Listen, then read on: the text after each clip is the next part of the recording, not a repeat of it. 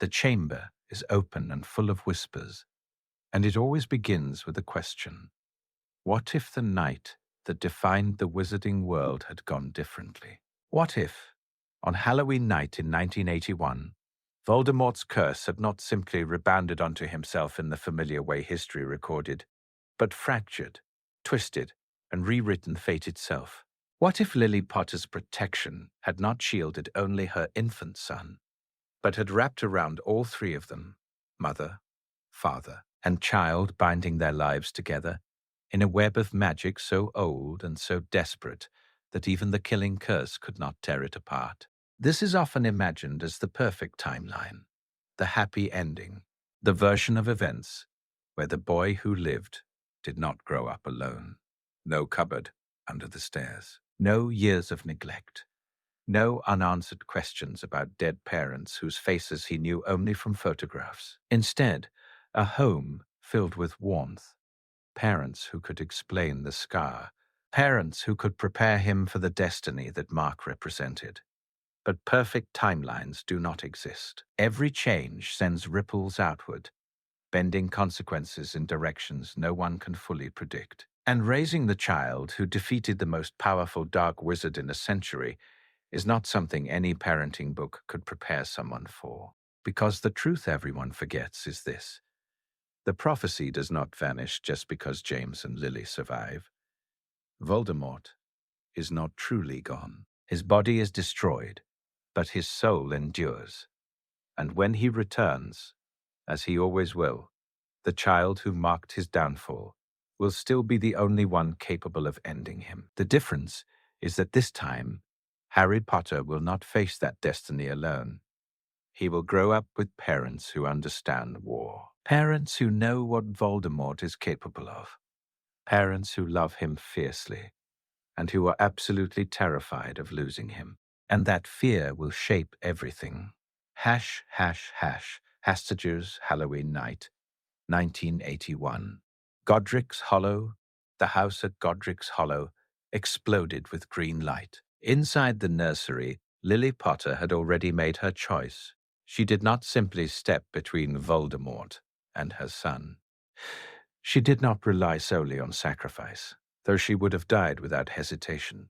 Instead, she spoke words she had researched in secret for months, fragments of ancient magic buried in forgotten texts, spells that were never meant to be cast under modern magical law.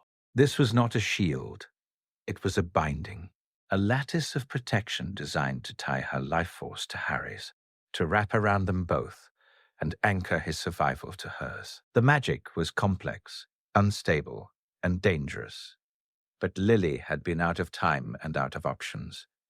"Stand aside," Voldemort hissed, his wand already raised. "Stand aside now." "Not Harry," Lily begged. "Please, not Harry." The killing curse erupted from Voldemort's wand. It struck Lily, and the magic answered. The curse hit the shield of her sacrifice and fractured violently. One shard rebounded toward Voldemort with catastrophic force. Another struck Harry, burning itself into his skin and leaving behind the lightning-shaped scar that would become legend. The final fragment, the smallest, most volatile piece, collided with the web of magic Lily had woven and detonated. The resulting backlash tore the room apart. Voldemort's body was destroyed, ripped from the physical world as his soul was violently expelled. Harry screamed, blood seeping from the cut on his forehead, and Lily Potter lived. She woke on the nursery floor, her body screaming with pain, as though she'd been struck by a dozen bludgeons at once. The air rang with residual magic. The walls were scorched. The night was silent, in the eerie way only catastrophe can bring. Harry was crying in his crib. Footsteps thundered up the stairs. Lily, James Potter, burst into the room, wand raised, ready to fight. He had been downstairs, thrown backward by a curse that had blasted Voldemort through a wall, but not killed him outright. James had seen blood, had seen movement, had assumed the worst. Instead, he found his wife alive. Harry, James, His voice broke as he rushed to the crib, lifting his son with shaking hands. "He's bleeding, but he's alive." "The curse rebounded," Lily whispered, forcing herself upright. "I prepared something. It split. Part of it hit Harry. Part of it hit Voldemort." James searched the ruins of the house with his wand drawn, but found no body, only scorch marks and the lingering stench of dark magic. "He's gone," James said finally, pulling Lily and Harry into his arms. "For now," Lily replied, staring at the forming scar on her son's forehead. Hash, hash, hash, asterisk. They were found less than an hour later. Sirius Black broke through the collapsing protections when he felt the Fidelias falter, bursting through the front door with his wand raised and his heart already breaking. And then he saw them, alive. "Merlin?" Sirius breathed. "You're alive." Dawn brought Aurors, ministry officials, members of the Order of the Phoenix. And finally, Albus Dumbledore himself, his usual calm fractured by genuine shock. "You survived," he said softly, examining the ruined nursery. "All three of you." Lily explained the spell. Dumbledore examined Harry, and his expression darkened. "There is dark magic here," he said quietly. "A connection. When the curse rebounded, something remained behind." James stiffened. "What kind of something?" "A link," Dumbledore replied, "between Harry and Voldemort. His body is destroyed, but his soul survives. And when he returns, this connection will matter." The words settled heavily in the air. They had survived, but the war was not over. "Then we prepare," Lily said without hesitation. Dumbledore hesitated. "No," Lily continued firmly. "We do not hide him away. We do not let him grow up, blind to what's coming. If our son must face Voldemort someday, he will face him prepared and loved." James nodded. This time, Harry Potter would not be raised by chance. He would be raised by warriors who refused to lose him. If you want to understand this timeline, you have to understand the first cruelty it delivers. Because the Potters survive, yes, and because they survive, they must live with what survival costs. In the weeks after Halloween 1981, the wizarding world tries to turn them into an ending, a headline, a symbol, a clean conclusion to a war that had been messy, bloody, and endless. They want photographs of the nursery. They want Lily's story told neatly, like a bedtime legend. They want James to stand in front of cameras and laugh like a man who hasn't screamed into his hands at 3 a.m. And they want Harry, 15 months old, barely walking, to become a monument. But a family cannot live inside a monument, and James and Lily learn that the hard way. Godric's Hollow becomes a pilgrimage site, almost overnight. Witches arrive in quiet 2s and 3s at first, standing at the end of the lane as if approaching a sacred place. They leave flowers. They leave tiny, enchanted charms meant to ward off evil.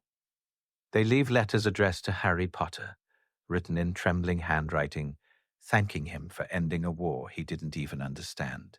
Then the Daily Prophet gets involved. And once the Prophet gets involved, everything grows teeth. The first time a reporter appears at their door, James nearly hexes him off the front step. Lily stops him, not because she's kinder, but because she's already thinking 10 moves ahead. "Hex him," she says lowly, gripping James's wrist, "and they'll paint us as unstable. They'll make us a scandal. They'll come harder." James stares at her like he's never loved her more and never hated the situation more. So Lily does what she has always done when backed into a corner. She becomes brilliant. They don't just build wards. They build a life designed around surviving attention. New protections layered over old ones. Illusion, charms that make the house look empty from the road. Privacy enchantments woven into the garden hedges, the windows, the very bricks. And still, Sometimes they wake to the faint sound of someone trying to press their face against the invisible barrier to see inside. It feels like being hunted, only with smiles. Sirius and Remus, one of the first decisions they make, one of the first real changes from canon, is that James refuses to let friendship become collateral damage. Sirius moves in for long stretches at a time, not because he needs a place. Sirius Black always has somewhere to go, but because James needs him.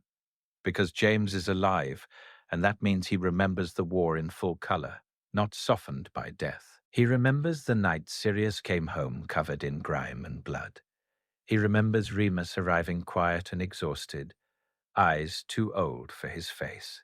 He remembers what it felt like to think any day might be the day he never saw them again. So he holds tighter now.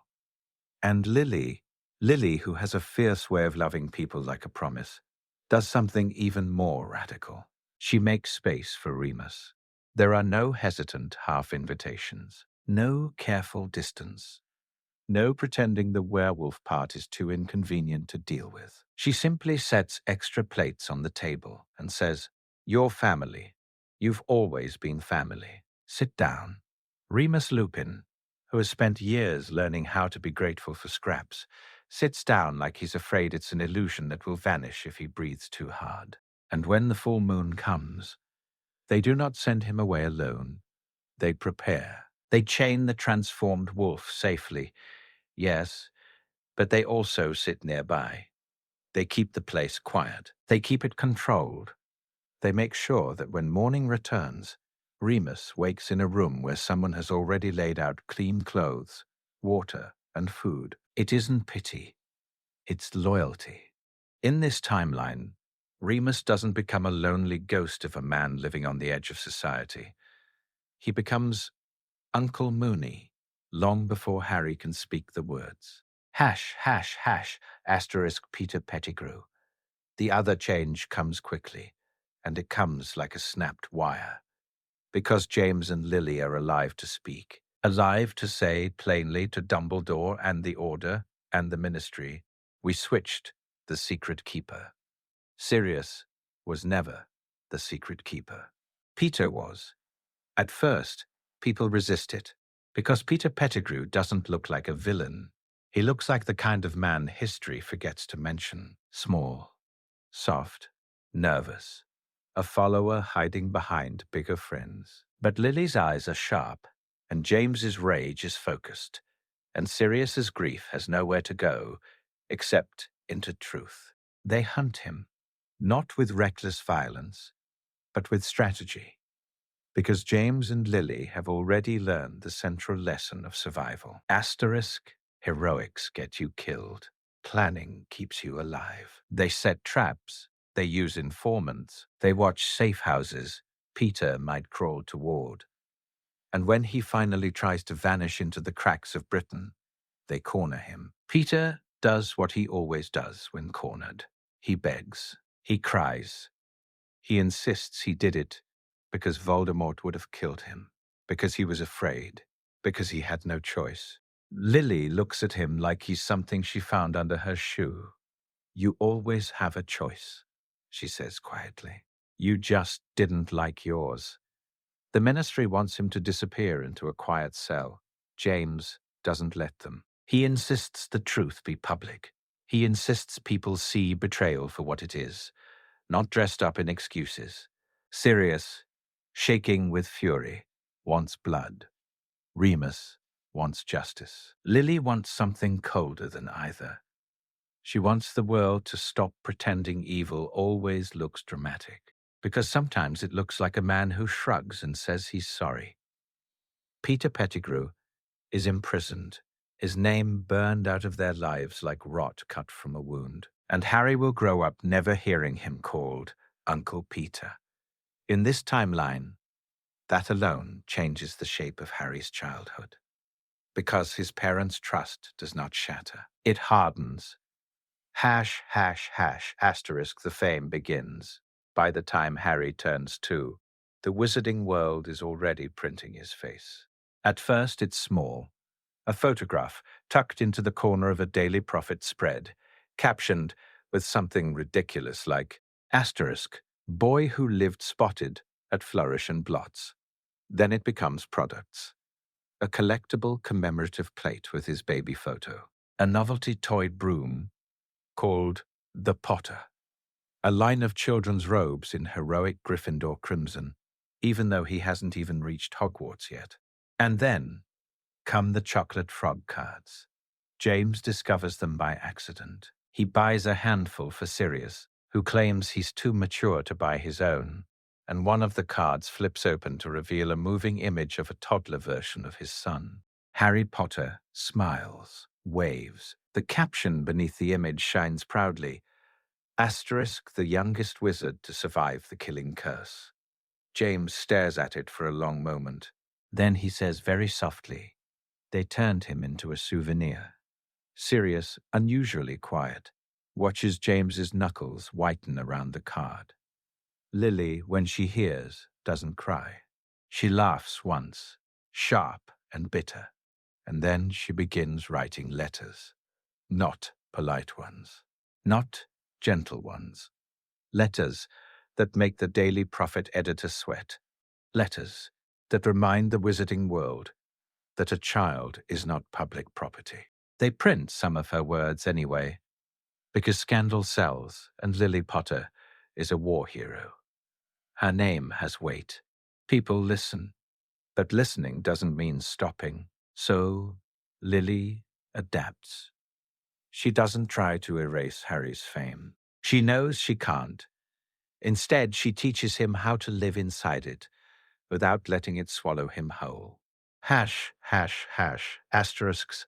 The scar question asterisks. Harry asks about the scar earlier than she expects. He is 3, sitting on the edge of the tub while Lily washes his hair, and he touches the lightning bolt on his forehead with small, careful fingers. Why is it there? He asks, like he's asking why the sky is blue. Lily's hands pause. She has rehearsed this moment in her mind. She has imagined it 100 different ways. None of the rehearsals soften the reality of hearing her child ask about the proof that someone tried to murder him. She swallows and forces her voice to stay calm. Because a very bad wizard tried to hurt you when you were tiny, she says. And the magic that protected you left a mark. Did you do the magic? Harry asks. Lily's throat tightens. Yes, she says carefully. I did. And your dad helped. And you, Harry, you were very brave, even though you were just a baby. Harry frowns in the way James does when he's thinking. Sometimes it feels funny, he says. Lily's stomach drops. Funny how? She asks, keeping her voice gentle. Harry presses the scar again, testing. Like, tingly, he says. Like when I'm mad, or when I'm thinking hard. Like magic. Lily finishes washing his hair with trembling hands. That night, after Harry is asleep, she tells James. James's expression shifts in a way she has learned to recognize. From concern into controlled fear. They contact Dumbledore. Dumbledore comes in person, because this is not a letter conversation. He examines the scar again, murmuring diagnostic charms that leave silver light lingering in the air. When he finishes, his face is grave. The connection is active, he says quietly. Even diminished, Voldemort remains present. The fragment of him that attached to Harry is awake in some way. James looks like he wants to punch a wall. Lily looks like she wants to tear the world open with her bare hands. Harry, asleep upstairs, makes a small sound, soft and helpless and utterly ordinary. And Lily understands something that nearly breaks her. Her son will not get to grow up without the shadow of Voldemort, not even with parents alive, not even with love. The shadow is inside him. Hash, hash, hash, asterisks, the first training. It starts gently, not with wands or duels, because Harry is still too small, too soft, too young. It starts with things Lily can hide inside normal life. Breathing exercises, visualization, simple mental games that look like play but are actually foundation stones. Lily sits with Harry by the fire, guiding him in a quiet voice. Close your eyes, she tells him. Imagine your mind is a room with a door. You get to choose what comes in. Harry, eager to impress her, nods solemnly. What if the door is already open? He asks. Lily's heart stutters. Then we practice closing it, she says, refusing to let her fear leak into her voice. Slowly, carefully, together. James thinks it's too early. He argues the first time Lily mentions occlumency. He's 3, James says, pacing. Lily, most adults can't do it. I know, Lily snaps. That's why we start now. Because if Voldemort can touch his mind, if he can send him images, feelings, impulses, then waiting until he's older is waiting until it's worse. James stops pacing, hands clenched. Then he nods, defeated by the logic and terrified by the stakes. Fine, he says. But we don't turn his childhood into a military camp. Lily's gaze softens. I don't want that, she says quietly. I just want him alive. And that is the heart of it. Every choice they make from now on will be born from that single need. Hash, hash, hash, asterisk, learning magic before Hogwarts. Harry is a strange blend of ordinary child and living legend. He laughs easily. He loves stories. He gets grass stains on his knees. And then he does something like memorize half the Hogwarts library list at age 4, because he's curious. Lily teaches him to read early, partly because she believes knowledge is protection, and partly because Harry is hungry for it. When Harry is 5, he starts copying wand movements with a toy wand, watching James practice. At first, it's adorable. Then it becomes relentless. Harry wants to be good. Not because he's vain, but because he senses, like children always do, the weight his parents carry. He senses fear in the quiet pauses, in the way Lily's eyes flick toward windows at night, in the way James's hand goes to his wand when someone knocks unexpectedly. So Harry becomes determined. If he is good enough, maybe they won't be afraid. James finally teaches him the forms properly. Not spells, not magic beyond accidental surges, but stance and grip and control.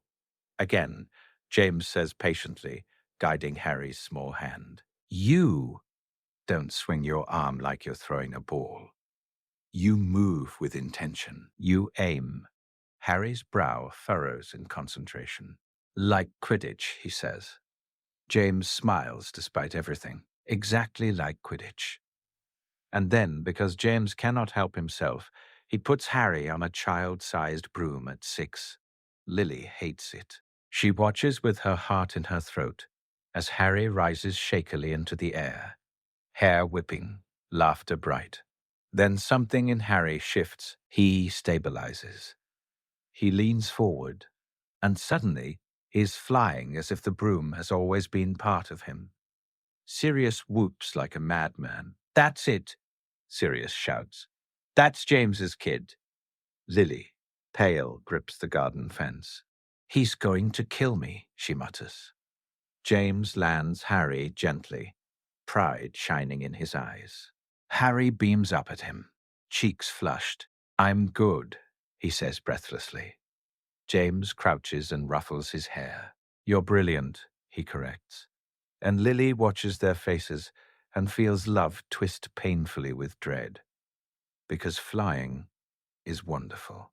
But flying will not save him from Voldemort. Hash, hash, hash. Asterisk, the playground incident. They try to give Harry something normal, just enough. A muggle playground, under disguise, far enough from magical eyes that it feels safe. Harry is 5, trying to swing like any other child, and for a few minutes it almost works. Then a group of older kids recognizes him. At first it's awe, then it's pressure. Do magic, one of them says, eyes bright with excitement. Real magic. Harry shakes his head, repeating the rule drilled into him. No magic outside home. No magic where muggles can see. No accidents. The kids push. They tease. They call him fake. They say the stories are lies. Harry's face goes hot with humiliation. His magic responds before his control can catch up. The swing starts moving on its own, faster and faster, rising higher than it should, chains stretching like rubber, reality bending under the force of a child's upset. The slide extends, growing tall and impossible, turning into something monstrous. The other children scream and run. Harry freezes, horrified at what he's done, and his magic snaps back like a released spring. The playground returns to normal in a blink, leaving only silence and the echo of fear. Lily finds him under a tree, curled tight, shaking. They wanted me to be special, Harry sobs. And when I was special, they were scared. Lily wraps him in her arms, her own eyes stinging. I know, she murmurs. I know, sweetheart. Harry's small hands clutch her robes. I didn't mean to, he whispers. I just got upset. Lily kisses his hair, and inside her, anger blooms like wildfire. Not at Harry, at the world, at adults who made a child into a story, at strangers who demanded he perform his trauma like a trick, at Voldemort, whose shadow reaches into even this, into a playground, into the simplest attempt at normalcy. Hash, hash, hash, hash. Asterisk the question she dreads. It happens that same day, because fear always drags truth behind it. Harry looks up at her with wet eyes. Why did Voldemort come to our house? He asks.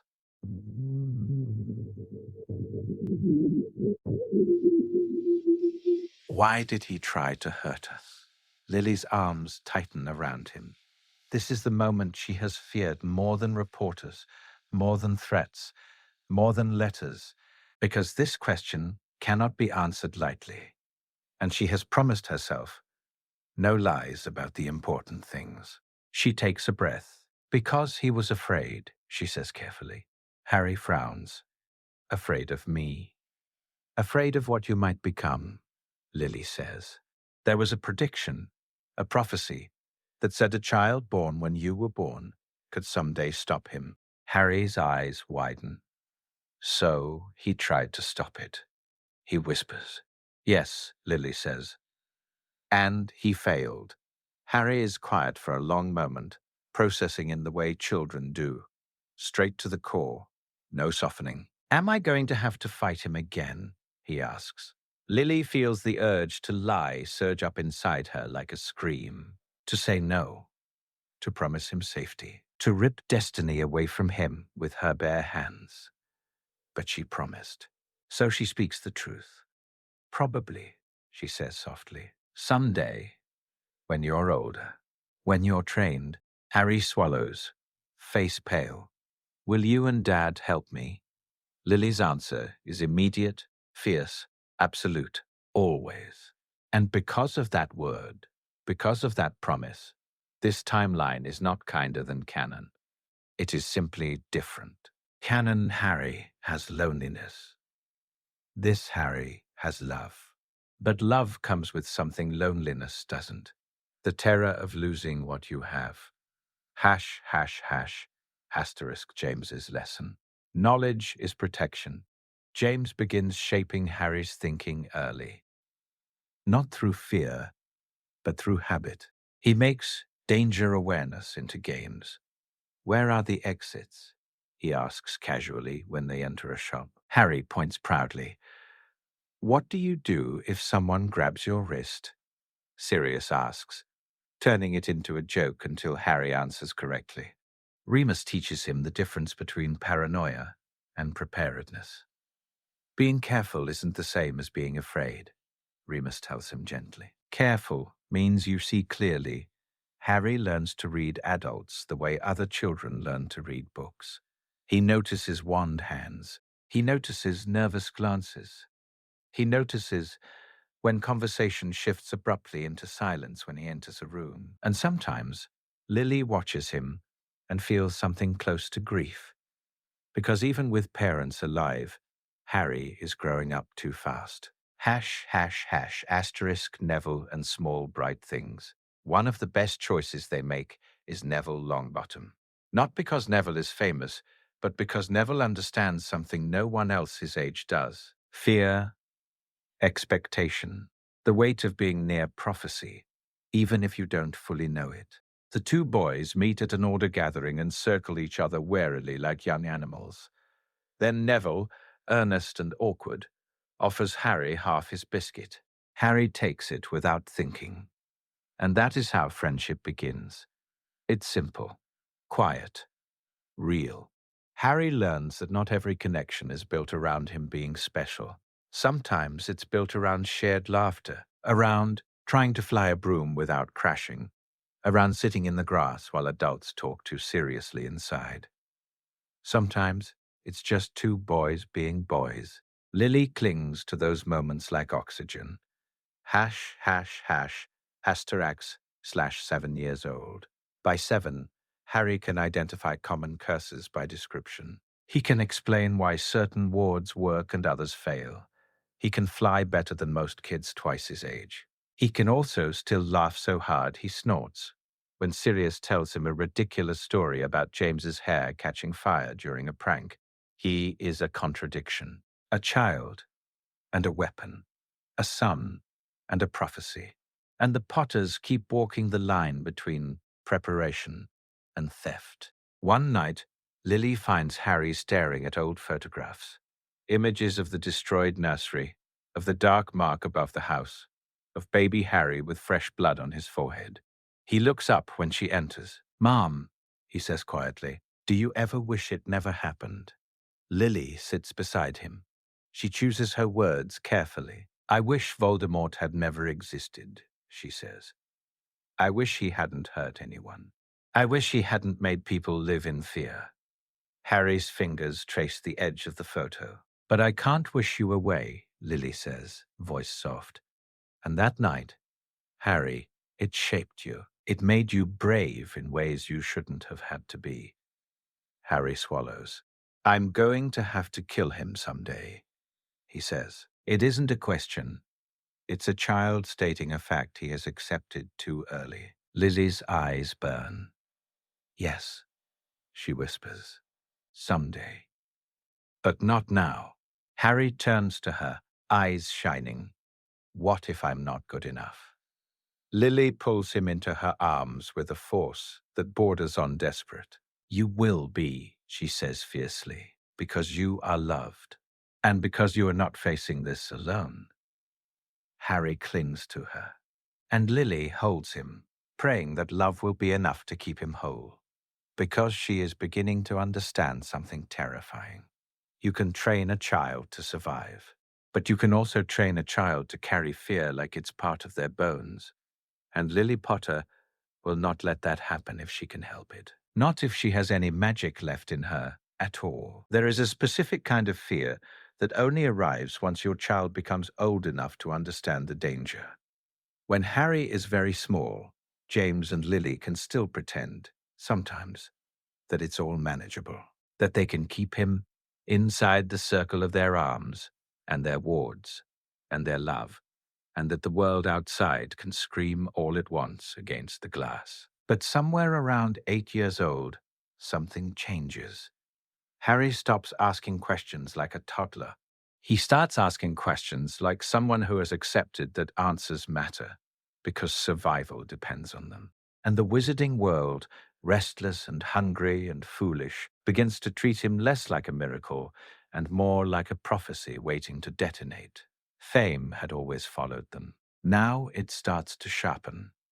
The 9th birthday is the first time the Potters try to take control of the story, instead of being dragged behind it. It isn't James's idea to cooperate with the press. James still reacts to cameras the way some people react to snakes, with instinctive hostility and a desire to stamp the problem flat. It's Lily who decides, not because she trusts the prophet, not because she believes reporters can be managed forever, but because she understands leverage. They are going to come anyway. So she chooses the terms. One interview a year, one controlled conversation, one set of boundaries announced publicly with enough force that violating them looks like an act of cruelty, even to a public that loves cruelty dressed as curiosity. They invite the reporter into their sitting room under heavy supervision. James sits upright, jaw tight. Lily looks calm in the way she looks calm before casting something powerful. Harry sits between them, feet barely touching the floor, looking too composed for a child his age. He has been coached, yes, not to lie, never to lie about the important things, but to keep his words clean, controlled, narration ready, no cracks for strangers to wedge their fingers into. The reporter smiles brightly, quill poised. Harry, she begins, you're the boy who lived, the wizard who defeated the Dark Lord as a baby. How does that feel? Harry blinks slowly, as if considering the question like it's a puzzle. I don't remember it, he says evenly. I was a baby. The reporter leans in, delighted by his calm. But you must feel proud. The whole world celebrates you. Harry's eyes flick briefly to Lily, then back. My mum saved us, he says, and the words land like a stone. She used protection magic. I didn't do anything special. I survived. James feels something tighten in his chest. Lily's hand rests steady on Harry's shoulder. The reporter tries again. Do you believe the Dark Lord will return? Harry's answer is immediate. Yes. The room seems to go still around the single syllable. The reporter's smile falters, then brightens again as she senses a headline. You sound very certain.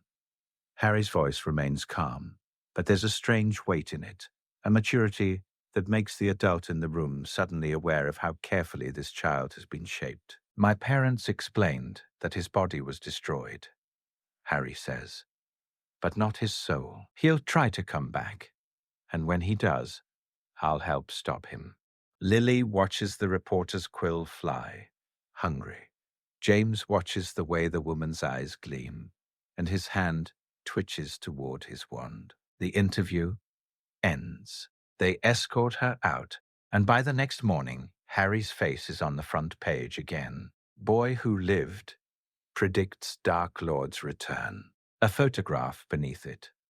Harry with his messy hair and his scar visible, and his expression far too steady for a 9-year-old. Half the wizarding world praises the Potters for raising a brave, honest child.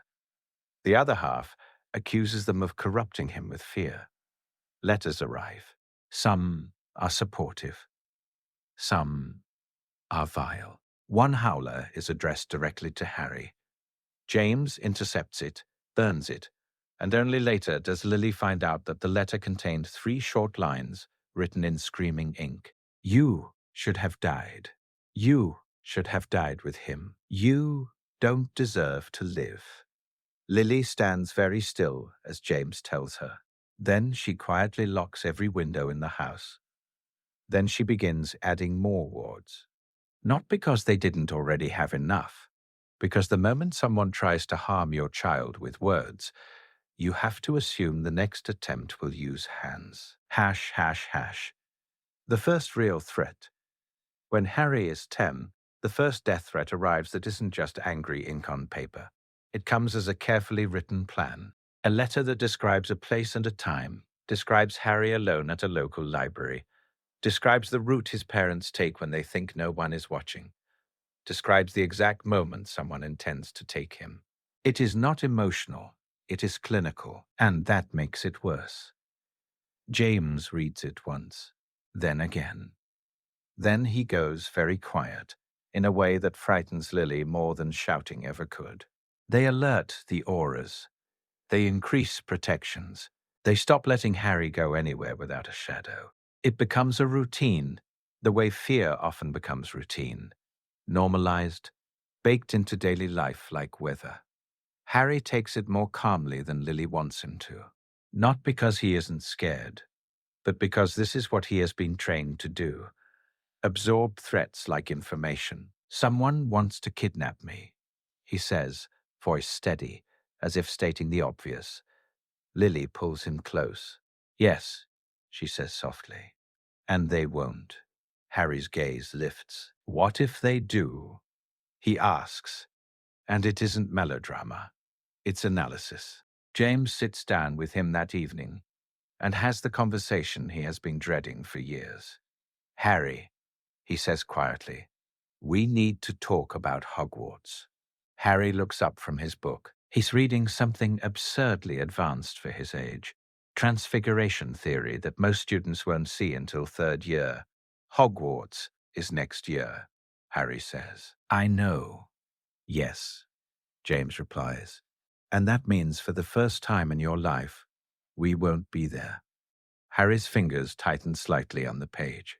Hogwarts is the safest place in Britain, he says, automatically. Dumbledore is there. It's safe, James agrees. But safe doesn't mean simple. You'll be surrounded by children who don't know you as Harry. They know you as an idea. Lily joins them, sitting close enough that Harry's shoulder brushes hers. Some will worship you, she says gently. Some will resent you. Some will try to use you. Harry's expression is careful. I can handle fame, he says. I've been handling it my whole life. James exhales. This isn't just about fame, he says. It's about trust. Harry goes still. Because trust is the one topic their training keeps circling without resolving. Trust is complicated when the people who almost got you killed were friends. Trust is complicated when your family survived betrayal. Trust is complicated when you have been taught, since 6 years old, to look for danger in every shadow. We've trained you to be careful, Lily says. We've taught you to notice patterns, to watch hands, to assess risk. Harry nods. Then you tell me to let my guard down, he says, and there is no accusation in the words, just confusion. James leans forward. We're not telling you to let your guard down with everyone, he says. We're telling you that when you choose someone, when you decide someone is safe, you have to let them in. Harry's gaze drops, thoughtful. What if I choose wrong? He asks quietly. The question hangs there like a blade, because everyone in the room remembers Peter Pettigrew. James takes a breath. Then you learn, he says, voice rough, and you survive. But Harry, a life without trust is a life where you're always alone. We don't want that for you. Harry's fingers tap the edge of the book in a small, nervous rhythm. How do I know who to trust? He asks. Lily answers, before James can. You watch how they treat people who can't give them anything, she says. You watch who they are when no one is praising them. You pay attention to whether their words match their actions. Harry nods slowly. Like strategy, he murmurs. Like reading an opponent. Like reading a person, Lily corrects gently. Not everyone is an opponent. Harry looks up, and for a moment he looks like a normal child again, caught between wanting safety and wanting connection. And if I can't tell, he whispers. Then you start small, Lily says. You give trust in small pieces. You don't hand your whole heart to someone who hasn't earned it. James nods. And Harry, he adds, don't choose your friends based on what you think we want. Choose people who make you feel like you can breathe. Harry swallows. He doesn't say it, but Lily hears the unspoken fear underneath. What if no one makes me feel like I can breathe? Hash, hash, hash, the sorting question. The question of houses comes up in the months leading to Harry's 11th birthday, the way it always does in wizarding families. Harry isn't obsessed with Gryffindor the way canon Harry is, because he has never lacked belonging. He doesn't need a house to rescue him from loneliness. So his curiosity is different. It's strategic. Which house do you think I'll be in? He asks one evening, sitting cross-legged on the rug while Sirius lounges in a chair like a lazy predator. James and Lily exchange a glance. They've had this conversation privately more than once. Gryffindor, James says first, because it's the obvious answer. You've got the courage. You run toward problems instead of away from them. And you're stubborn, Sirius adds cheerfully, which is basically a Gryffindor lifestyle. Harry's mouth twitches. But, Lily says, you also have a mind that calculates. Harry looks up, attentive. You plan, you analyze, you don't just leap. That could be Ravenclaw, certainly. Or Slytherin, depending on what you value. Sirius makes a face like he's eaten something sour. Not Slytherin, he mutters. Merlin, Lily. Houses don't own morality, Lily says sharply. Slytherin values ambition and cunning.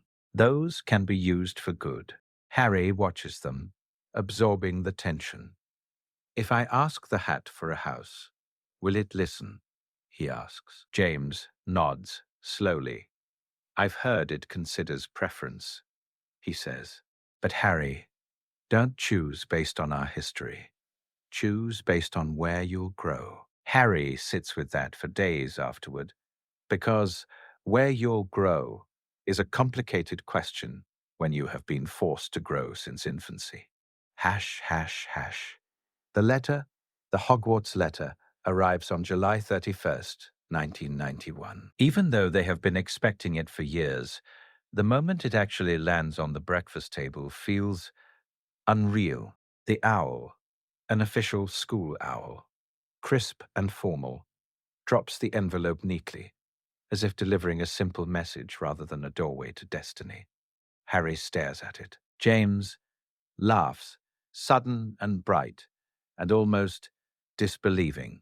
My son is going to Hogwarts, he says, voice cracking slightly. Our son, Lily corrects, but she's smiling with wet eyes.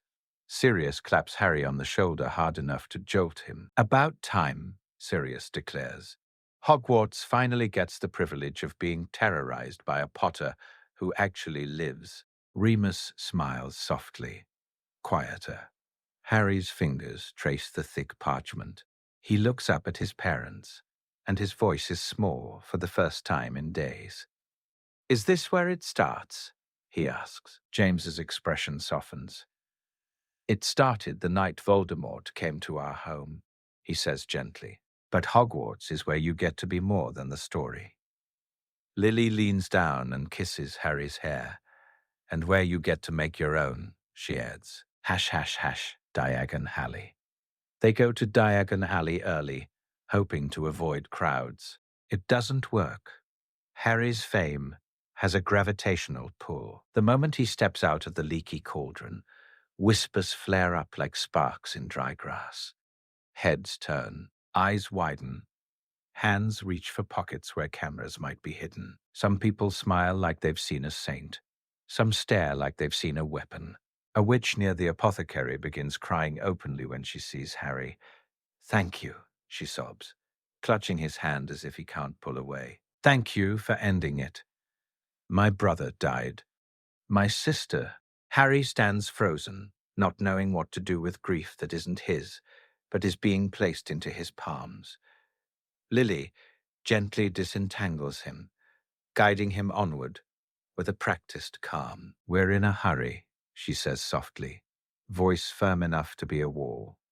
James's jaw is tight. Sirius looks like he wants to snarl. Remus, quiet, keeps watch with the eyes of someone who has learned that crowds are never truly harmless. Harry tries to focus on the supplies, the uniform fittings, the ink, the books. But even in flourish and blots, even surrounded by shelves, he can feel the weight of being watched. At one point, he catches sight of a book cover with his name on it. something sensational and dramatic, his scar highlighted in glowing ink. He looks away fast, stomach twisting, because being famous as a child doesn't feel like winning. It feels like being owned. Hash, hash, hash. Ollivanders, when they reach Ollivanders, the shop feels like stepping into a place outside time. Dust. Silence. Wand boxes stacked like the bones of history. Mr. Ollivander appears from the shadows, as if summoned by fate itself, pale eyes sharpening the moment they land on Harry. Harry Potter, he murmurs, as if tasting the name. Yes, yes, I wondered when I'd meet you properly. Harry feels his skin prickle. I've been expecting you, Ollivander says, and the words send a chill down James's spine. Harry tries wand after wand. Some spark weakly. Some hiss. One sends a jet of purple smoke that makes Sirius cough violently and swear.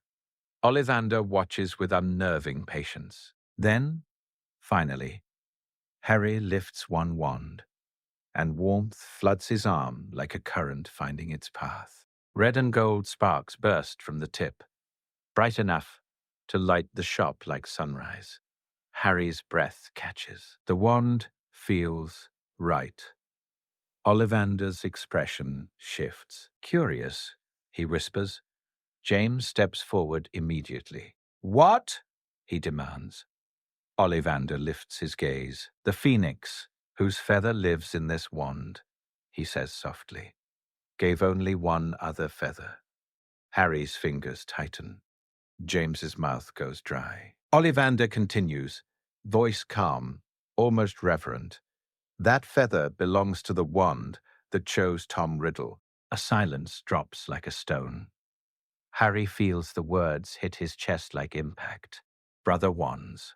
Another line tying him to the monster who tried to murder him before he could speak. Is that bad? Lily asks, though her voice is controlled. Not bad, Ollivander replies slowly. Significant. The wand chooses the wizard. The wand chose Harry for a reason. Harry stares at the wood in his hand. It feels warm, alive, and suddenly he hates that it feels good, because it should not feel good to hold something connected to Voldemort. But it does, and that terrifies him. That night, back home, he lies awake with the wand beside him, fingertips resting against it, like he's trying to understand its pulse. Lily knocks softly and enters. She sits on the edge of his bed without speaking for a moment, just looking at him the way she always does, like she's trying to memorize his face in case the world steals it. Thinking? She asks gently. Harry nods. It's like I can't escape him, he says quietly. The scar, the prophecy, now the wand. Lily takes a slow breath. The ties exist, she says, but they don't own you. Harry's throat tightens. The prophecy says one of us has to die, he whispers. And I'm 11. Lily's eyes shine. Not yet, she says firmly. Right now, you get to be 11. You get to ride a train to Hogwarts. You get to meet friends. You get to learn magic because it's beautiful, not because it's war. Harry looks at her like he wants to believe. I don't know how to be just Harry, he admits. Lily's expression softens into something almost aching. Then Hogwarts is where you learn, she says, where you find people who see you as you, not as a headline. Harry swallows. I'm scared, he admits, voice small. Lily surprises him by nodding. Good, she says gently. Fear means you understand the stakes. Fear means you'll be careful. Just don't let it stop you from living. Harry looks down at his wand again, then back up at her. Will you still help me? He asks. Always, Lily says, and the word is not a comfort this time. It is a vow. Hash, hash, hash, platform 9 3/4. On September 1st, the platform is chaos. Steam, laughter, parents crying, trunks banging, owls shrieking. Harry steps through the barrier with James and Lily beside him, and instantly he feels it. The eyes. Some children stare openly, some whisper, some point. Harry tries to keep his face neutral the way Lily taught him. James pulls him aside for a final moment, hands on Harry's shoulders. Be yourself, James says. Trust your instincts. Make real friends. Lily's voice is tight, and if something feels wrong, anything, tell Dumbledore. Don't try to carry it alone. Harry nods. I won't, he says, and he means it. He boards the train. He finds an empty compartment. He sits with his bag at his feet and watches his parents through the window, standing together on the platform. Watching him like letting him go hurts physically. Harry raises a hand. They wave back. The train lurches, and slowly the platform slides away. For the first time in his life, Harry Potter is truly on his own. Not unprepared, not unloved, but alone in a new way. Alone among peers, alone inside a castle full of secrets. Alone with destiny tucked beneath his skin like a second heartbeat. As the train carries him toward Hogwarts, his scar tingles faintly, as if something far away has noticed he is moving closer to the place where his story will truly begin. Harry touches the scar, eyes narrowing. Somewhere out there, Voldemort is still waiting. And the world, whether it admits it or not, is still built around the question of which of them will survive. The first thing Harry Potter learns on the Hogwarts Express is that being prepared doesn't mean being ready, because training can teach you spells and tactics and discipline, but nothing prepares you for the way a stranger's eyes land on your scar, like it's a doorway into their imagination. Nothing prepares you for being watched by children who have already formed opinions about you before they've heard your voice. And nothing prepares you for the subtle violence of being treated like a story instead of a person. Harry settles into an empty compartment with a book Lily slipped into his bag. Something practical, something chosen with careful intent. Defensive theory, frameworks for identifying threat patterns, notes scribbled in Lily's tidy handwriting in the margins.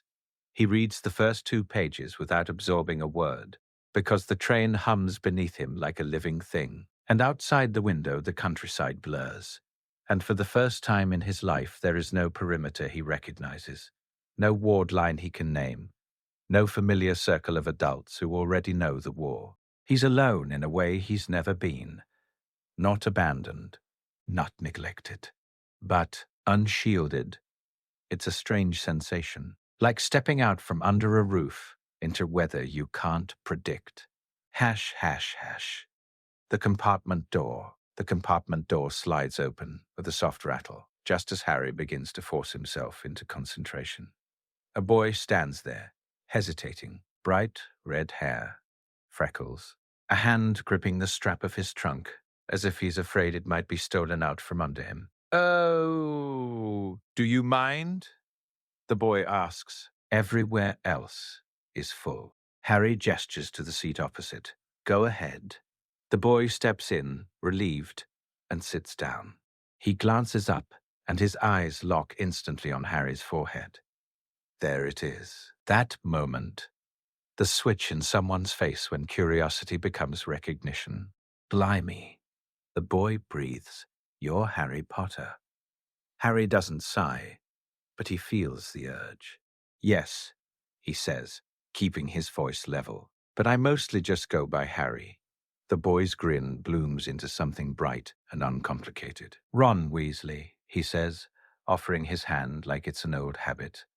My whole family talks about you. Like, constantly. Mum's got opinions about everything, but when it comes to you, she just... He makes a vague gesture, searching for the words. Sort of goes all emotional. Harry shakes his hand. Ron's grip is warm and honest. No testing pressure. No subtle power play. Just a kid being a kid. It was my mum who stopped Voldemort, Harry says automatically. correcting the story before it can build. Ron looks startled. Yeah, but you survived the killing curse? I survived, Harry agrees. That's not the same as winning. Ron frowns, like this is the first time anyone has suggested the legend might be more complicated than a heroic tale. Then, before he can respond, the compartment door opens again. A girl stands in the doorway, bushy brown hair already escaping its attempt at order, eyes sharp and impatient. Has anyone seen a toad? She demands. A boy named Neville's lost one. Ron blinks. No. The girl's gaze snaps to Harry. Oh, she says, the sound crisp. You're Harry Potter. I thought you'd be taller. Ron makes a strangled noise, like he can't decide whether to laugh or be offended on Harry's behalf. Harry, used to strangers evaluating him, keeps his face neutral. I'm Hermione Granger, the girl announces as if delivering her credentials, and Neville's toad is called Trevor. If you see him, please tell me. Then she leaves without waiting for an answer. Ron stares at the door like it personally insulted him. She's intense, he says finally. Harry's mouth twitches. That's one word for it. But, as the train continues, something unexpected happens. Ron doesn't treat Harry like a trophy. He treats him like someone to talk to. They argue about Quidditch teams. Ron insists the Chudley Cannons will win one day, with the stubborn faith of someone defending a lost cause. Harry, who grew up hearing James rant cheerfully about the Montrose Magpies and watching Sirius mock anyone who supported a team with a losing streak, can't help smiling. They share sweets, and at some point Ron pulls out a chocolate frog, opens it, and the card inside makes his jaw drop. It's Harry, a moving image of Harry, toddler-aged, grinning, waving as if fame is a game. Ron looks between the card and the real boy sitting in front of him. You've got your own card, Ron says, awed. That's mental. Harry takes the card and reads it. The text is neat and clinical. Too neat. Too simple. Like history can be pressed flat and laminated. It says, Voldemort's reign ended. It says, the war was over. It doesn't mention the scar tingling at night. It doesn't mention the wards. It doesn't mention how your childhood can still be shaped like a battlefield, even if your parents are alive. It makes it sound easy, Harry mutters. Ron's expression softens. Wasn't it? He asks, then immediately grimaces. Sorry, stupid question. Harry studies him for a moment, measuring. Then he decides. Small risk, small trust. It wasn't, he says quietly. People still wanted revenge. There were still Death Eaters who got away. My parents had to prepare. Ron nods slowly. That sounds rough, he says, and for the first time Harry feels something loosen in his chest. Because Ron doesn't gape. He doesn't press for details like a reporter. He just hears him.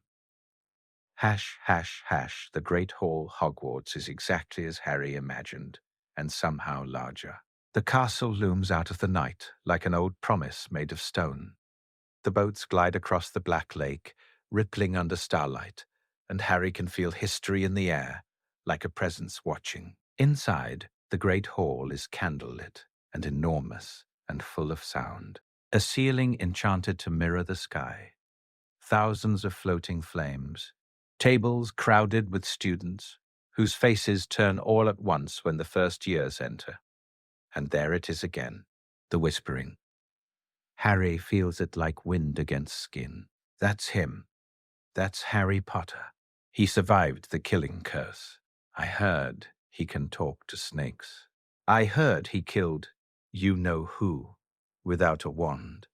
Rumors spill through the hall like spilled ink. Harry keeps his shoulders straight. Lily taught him that posture is armor. James taught him that attention can be used if you control it. Sirius taught him that fear can smell weakness. So Harry walks forward like he belongs, because he does. Hash, hash, hash. The hat's voice, when Professor McGonagall calls his name, the hall goes almost eerily quiet. Potter, Harry. Harry steps forward. He can feel eyes on him from every angle, including from the staff table. His parents are there, not as staff, but as Dumbledore's guests, close enough to see him, close enough to remind the world that Harry Potter is not an orphan in this timeline. James looks proud and tense in equal measure. Lily's face is soft, but her eyes are fierce. Harry sits on the stool. The sorting hat drops over his head, smelling faintly of dust and old wool and centuries. And then a voice speaks inside his mind. Ah, Harry Potter. It is not dramatic, not thunderous. It is intimate, like the hat is speaking directly into the shape of who he is. I wondered what you'd become. Your parents sat beneath me, you know. James went to Gryffindor with all the subtlety of a fireworks display. Lily hesitated. Ravenclaw tempted her, but she chose courage. Harry thinks carefully. Where do I belong? The hat hums thoughtfully. An interesting question. You have brilliance and curiosity. Ravenclaw would welcome you. You have courage and stubbornness. Gryffindor would claim you gladly. You have loyalty. Hufflepuff could hold you gently. Harry feels a flicker of tension. And then the hat continues. And you have something else, something sharp, a mind that calculates, a talent for strategy, a willingness to do what works instead of what looks heroic. Harry's pulse quickens. That could be Slytherin. The hat's tone is almost amused.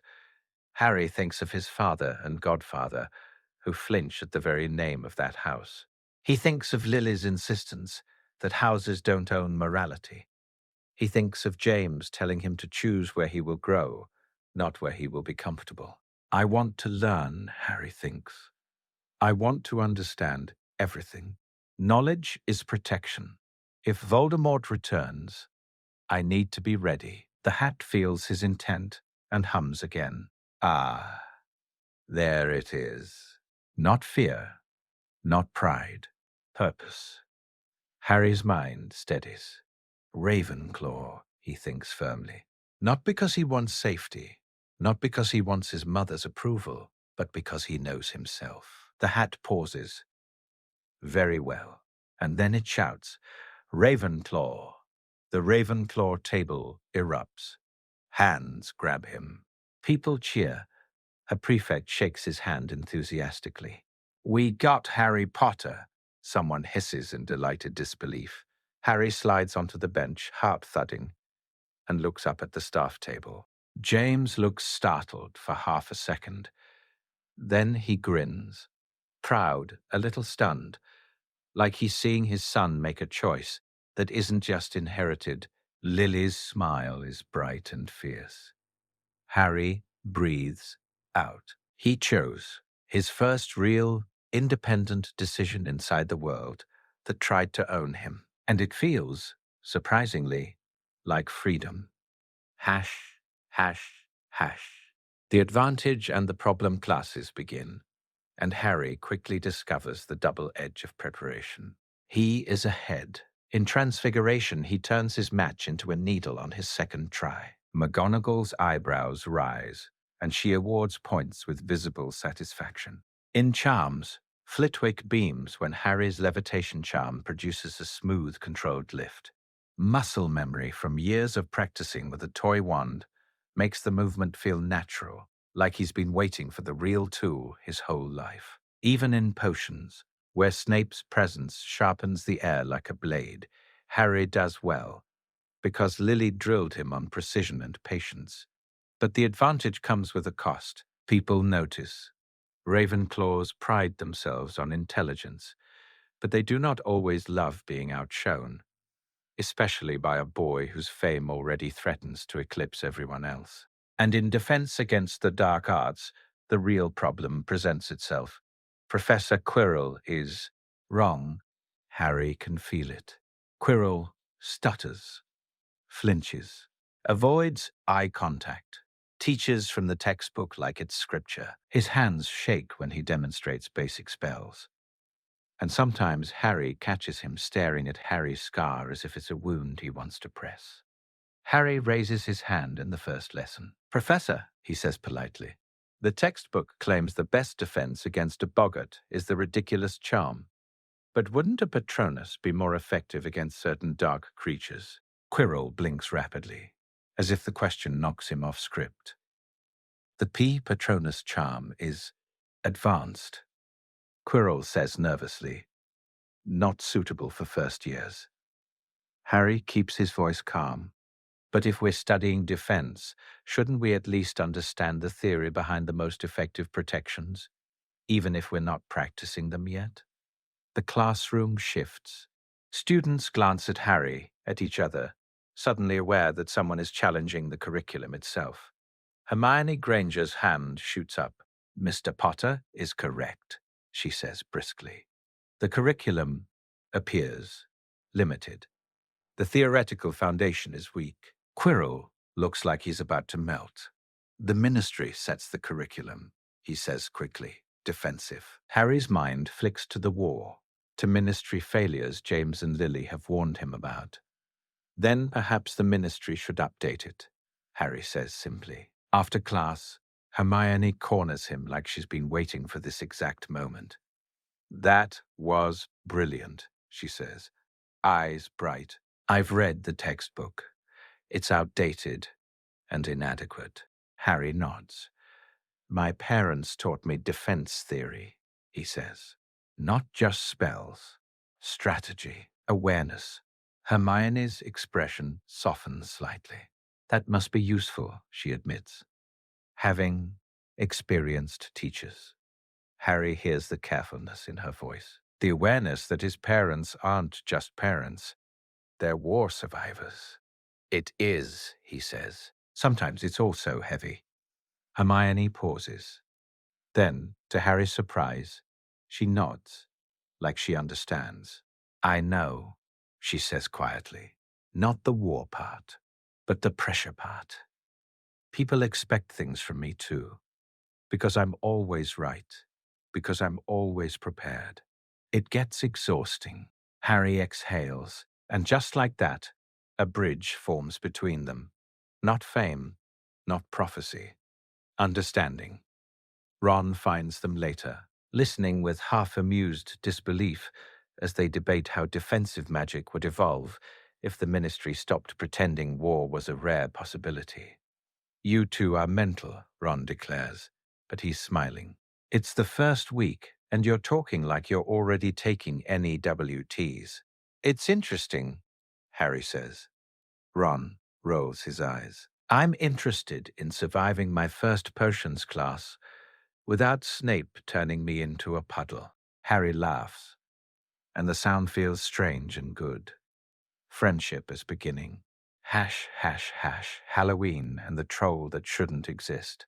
When Halloween arrives, the Great Hall is filled with floating pumpkins and candlelight and the smell of sweets. Canon Harry would have been tense on this night without knowing why. This Harry is tense because he has been trained to recognize patterns, and patterns are already forming. Quirrell's behavior. The forbidden third-floor corridor. The strange sense that the castle is holding its breath around something hidden. When Quirrell bursts into the hall shouting about a troll, chaos erupts instantly. Students scream, benches scrape, teachers move like a trained unit. Harry's mind snaps into cold focus. Trolls don't just wander into Hogwarts, not past wards this old, not without help. And then he realizes something else. Fast. "The Slytherin common room is in the dungeons," he says sharply, turning to McGonagall as she begins organizing the evacuation. "If you send students down, you send them toward the troll." McGonagall freezes for half a heartbeat, her eyes widening. Then she nods once, sharply. Prefects, she snaps, voice like steel. Students remain here until we confirm routes. No one moves toward the dungeons. Harry's heart hammers. He doesn't feel heroic. He feels furious. Because if he hadn't spoken, if he'd stayed quiet like a good child, people could have died. The professors deal with the troll quickly. No bathroom drama. No near deaths. No trio bonding over panic. And yet, afterward, Dumbledore announces something from the staff table that makes the Great Hall buzz. Mr. Potter's tactical awareness prevented unnecessary danger, Dumbledore says calmly. For that, 20 points to Ravenclaw. Cheers erupt. But Harry isn't celebrating. He's thinking. Because the troll was not the real point. The troll was a distraction. And Harry knows what distractions are for, to pull attention away from something else. He leans toward Hermione later, voice low. A troll doesn't get into Hogwarts by accident. Hermione nods, eyes sharp. Someone let it in. And while everyone panicked, Harry continues. Someone could move through the castle without being noticed. Ron frowns.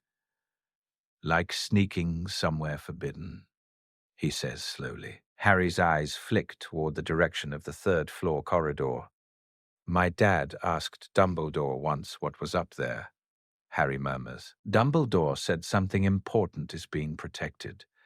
Hermione's face tightens with interest. Protected from whom, she asks. Harry's scar tingles faintly, like a warning.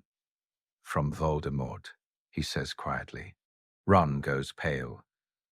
You think you know who isn't dead? Harry cuts in. Not really. They sit with that truth, the three of them, in the warm glow of a feast that now feels like set dressing over a battlefield. Hash, hash, hash. The first letter home Harry writes to his parents that night. Not because he needs comfort, because he needs information. Because strategy requires intelligence. He keeps the letter tidy and controlled, but he lets just enough anxiety leak through that Lily will understand the urgency. He tells them about the troll, about his suspicion that it was a distraction, about Quirrell's stammering weakness that feels like a mask, about the third-floor corridor and the sense that something valuable is being guarded. He asks, plainly, what's being hidden at Hogwarts? And should I be worried? The response arrives fast, carried by their family owl at breakfast, like a missile of parental concern, disguised as neat handwriting. They are proud of him. They are relieved he is safe. They confirm that something important is protected at Hogwarts. And then, in Lily's careful script, the instruction that matters most. Asterisk, if you feel danger, go to Dumbledore. Do not try to handle it alone. James adds a postscript that makes Harry's mouth twitch despite the tension. Asterisk, Ravenclaw. My son's a Ravenclaw. Your mother won't stop grinning. Harry tucks the letter away and feels, briefly, the warmth of home settle in his chest. Then he looks up and catches Quirrell watching him from across the Great Hall. Quirrell's eyes dart away instantly, but Harry has seen it, and the training James drilled into him whispers one hard truth. If someone is watching you like that, it's because you are part of their plan. Hash, hash, hash. The investigation begins. Harry doesn't run into danger. He doesn't leap toward mystery like Canon Harry. He does what Lily taught him. He gathers information. He watches Quirrell's patterns, where he goes, who he speaks to, when he disappears. Hermione researches. Relentless. She devours old texts, tries to find references to artifacts, to ancient protections, to anything Dumbledore might hide. Ron maps the castle with an instinctive understanding of Hogwarts quirks, listening for older students' gossip, learning the unofficial routes that aren't in any book. The trio isn't formed by panic in a bathroom. It's formed by purpose, and that purpose is becoming clear. By Christmas, Harry has the shape of the truth in his hands, like a blade he hasn't named yet. Something powerful is hidden at Hogwarts, something that could restore Voldemort to strength, and someone inside the castle is trying to reach it. Harry's scar doesn't burn often yet, but sometimes, in quiet moments, it tingles like it's reacting to proximity, like some part of Voldemort, distant, hungry, knows Harry is near. Harry doesn't say that part out loud. Not yet, but the thought coils inside him. Asterisk if Voldemort is reaching for something at Hogwarts, then Hogwarts is not just school. It is the first battlefield, and Harry Potter has just stepped onto it. There is a moment in every war story, every prophecy story, when the world stops being theoretical, when the danger stops being something you read about in a book or imagine in late-night fear, and becomes something with a name, a plan, and hands reaching out to take what it wants. For Harry, that moment comes quietly, not with a dramatic duel, not with a heroic plunge through a trapdoor, but with the slow, sick certainty that something inside Hogwarts is moving with intent, and that the adults, brilliant, powerful, experienced adults, are not automatically going to catch it in time, because safe is never absolute, not even at Hogwarts, not even with Dumbledore. Hash, hash, hash, the pattern of Professor Quirrell as autumn hardens into winter.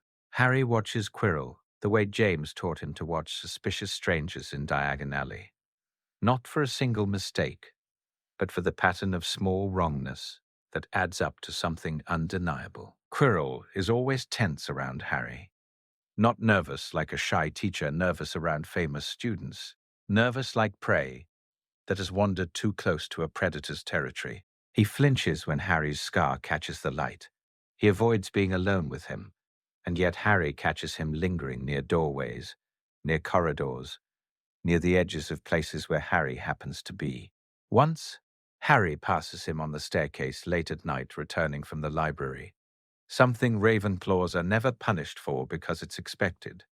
Quirrell is muttering under his breath. The sound crawls under Harry's skin. It isn't English. It isn't any language Harry recognizes from books. It is a hiss pattern, a shape of sound that makes Harry's stomach go tight, because Lily trained him to recognize it, even before he knew it might be part of him. Parseltongue. Harry doesn't confront Quirrell. Not yet. Confrontation is what people do when they want a scene. Harry wants truth, so he gathers it. He notes Quirrell's schedule, the days the man vanishes, the nights when his footsteps echo oddly near the third-floor corridor. He finds excuses to be nearby without being obvious. Hermione helps without even being asked. She digs through the library like a miner hunting veins of gold, bringing Harry references to ancient protective enchantments, to famous artifacts, to anything that might be valuable enough for Dumbledore to hide behind a gauntlet of defenses. Ron, who knows Hogwarts the way people know their own home, listens, quietly, for gossip. By Christmas, they have a picture, not perfect, but sharp enough to cut. Hash, hash, hash. The name of the thing, the name Philosopher's Stone, lands in Hermione's mouth like a spell. She says it one night in the library, voice low, eyes bright with that particular feverish excitement she gets when she's solved something. Nicholas Flamel, she whispers. He's real. And the stone is real. It produces the elixir of life. It can turn metal into gold. It's legendary. Ron looks uneasy. Why would Dumbledore have that at Hogwarts? He asks. Harry already knows the answer, because his mind has been circling it like a hawk. To protect it, he says, or to use it as bait. Hermione swallows. And if someone wants the stone, Harry's scar tingles faintly, like a distant nerve waking up. They want a body, he says quietly. Away back.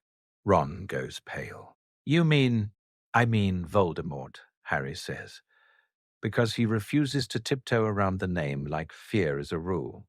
If his soul is out there diminished, hiding, the stone could give him a path back to strength. Hermione's hands clench into fists. But Dumbledore knows, she protests. He has to. He's Dumbledore. Harry holds her gaze. Dumbledore is brilliant, he says. He's not infallible. That's the lesson James drilled into him with bitter clarity. Adults can fail you. Even good ones. Even great ones. You don't rely on a single person to notice danger. You build layers. You create redundancy. You make sure that if one line breaks, another holds. Hash, hash, hash. The letter and the fire Harry writes to his parents again, and this time the urgency is sharper. He tells them Quirrell's behavior is wrong. The stone is at Hogwarts. He suspects Quirrell is connected to Voldemort. The troll felt like a distraction. He doesn't dramatize. He doesn't plead. He presents evidence the way Lily taught him to present an argument. Clean, organized, undeniable. The response isn't a letter. It's a fireplace. The Ravenclaw common room is quiet when Lily's face appears in the fire, and Harry's housemates stare like they're witnessing some kind of myth unfold. Lily doesn't care. She looks straight at her son, expression fierce and focused. "Tell me everything," she says. Harry does. When he finishes, Lily's jaw is set. "I'm speaking to Dumbledore," she says immediately. "And, Harry, listen to me. Promise you will not pursue this alone." Harry exhales slowly. "I won't go alone," he says. "I have Ron and Hermione." "That is not what I meant," Lily snaps, then softens slightly when she sees his flinch. "Harry, you are 11. Your friends are 11. If Voldemort is involved, you do not handle it like a school mystery. You handle it like war." Harry's throat tightens. "I know," he says. "That's why I'm telling you. That's why I'm telling Dumbledore. Strategy, remember?" Lily's eyes soften with reluctant pride. "Yes," she says quietly. "Strategy." Then her voice hardens again. "But strategy includes knowing when to step back. Promise me." Harry nods. "I promise." Hash, hash, hash. The choice that saves his life. When spring comes, the tension in Hogwarts changes. It becomes sharper, like something is drawing nearer. Quirrell grows more agitated. He sweats constantly. He flinches at shadows. He snaps at students more often. Harry watches him and feels the cold certainty settle. Asterisks. He's going to move soon. One night in June, Harry sees Quirrell slip through a corridor with the kind of furtive speed that screams intent. Hermione and Ron meet him in the shadow of a stairwell, eyes wide. "It's tonight," Hermione whispers. Ron swallows hard. "In the books," he mutters. "This is where we go down the trapdoor and nearly die." Harry looks at him sharply. "That's not what we're doing," Harry says. Hermione blinks. "But if we don't, we tell Dumbledore," Harry cuts in. "Right now, with everything we have." Ron stares. "Won't he already know?" "Maybe," Harry says. "But if there's even a chance he doesn't, we don't gamble with lives for the sake of drama. It's strange, walking to Dumbledore's office with the weight of destiny on your shoulders. Canon Harry would have felt heroic. This Harry feels sick, because he understands the truth about heroics. They often get people killed. Dumbledore listens, not indulgently, not dismissively, seriously. Harry lays out the facts, and Hermione backs him with references, and Ron adds what he's heard and noticed. When they finish, Dumbledore's face is calm, but his eyes are sharp. "You have done exactly what a responsible person should do," Dumbledore says quietly. "You observed, You analyzed, and you brought your concerns to someone with the authority to act. He stands. And now, Dumbledore continues, I shall act. The response is swift. Auras are discreetly alerted. McGonagall and Snape are pulled into quiet conversation. And Quirrell, not by children crawling through enchanted traps, but by the most powerful wizard in Britain stepping into the line of danger where he belongs. The truth comes out like rot exposed to light. Quirrell tries to flee. Dumbledore blocks him. Quirrell's turban slips in the struggle, and the thing on the back of his head, white, snake-faced inhuman, turns toward Harry with red eyes full of ancient hatred. Voldemort. Not fully, not in body, but present enough to make the air taste of fear. Harry's scar flares with sudden heat. For a heartbeat, Harry feels something inside him respond, like a hook, snagging a nerve. Then Dumbledore's magic slams down like a gate. Quirrell is subdued. Voldemort's presence is driven away, forced to flee again into shadow, because the stone never leaves its protections. And Harry stands behind the adults and shakes, not because he's a coward, but because for the first time, Voldemort's attention has turned directly on him, not in story, in reality. That night, in his dormitory, Harry lies awake while the castle settles back into uneasy peace. He should feel relieved. Instead, he feels hollow, because he understands something now with brutal clarity. Voldemort is real, and Voldemort is coming back. Hash, hash, hash, summer, and the word, not yet, at home. James and Lily are proud and furious in equal measure. Proud because Harry chose strategy. Furious because Hogwarts still let danger get that close. You did exactly right, James tells him, gripping his shoulder hard enough to ground him. You didn't chase glory. You didn't try to be a hero. You used your head. Harry stares at him. But I didn't fight him, Harry says, and the words feel like something he's been holding in his chest for years. The prophecy says, I'm the only one who can defeat him. What if the moment came and I didn't do it? Lily cups his face, forcing him to look at her. You are 11, she says fiercely. 11. The prophecy doesn't mean you're required to duel death every time it brushes past you. It means that in the end, you are the one who can finish this. But you do not have to finish it today. James nods. Survival is the goal, he says. You live long enough to become ready. Harry swallows. Not yet, he whispers. Not yet, Lily agrees. But even as she says it, the fear in her eyes makes Harry understand the truth beneath the comfort. Asterisk, not yet is not never. Hash, hash, second year. The snake language if first year taught Harry that danger can hide behind a stutter. Second year teaches him something worse. Danger can hide inside you. The first sign comes innocently. During a dueling club demonstration, a snake appears, summoned as a cheap thrill for students. Someone laughs, someone screams, and then the snake turns on a student, and instinct rises in Harry, like a reflex he didn't know he had. He opens his mouth and hisses. The sound is wrong in his throat and perfectly right at the same time. The snake pauses, as if listening. Harry speaks again, still hissing, and the creature obeys, sliding away. For a heartbeat, the room is silent.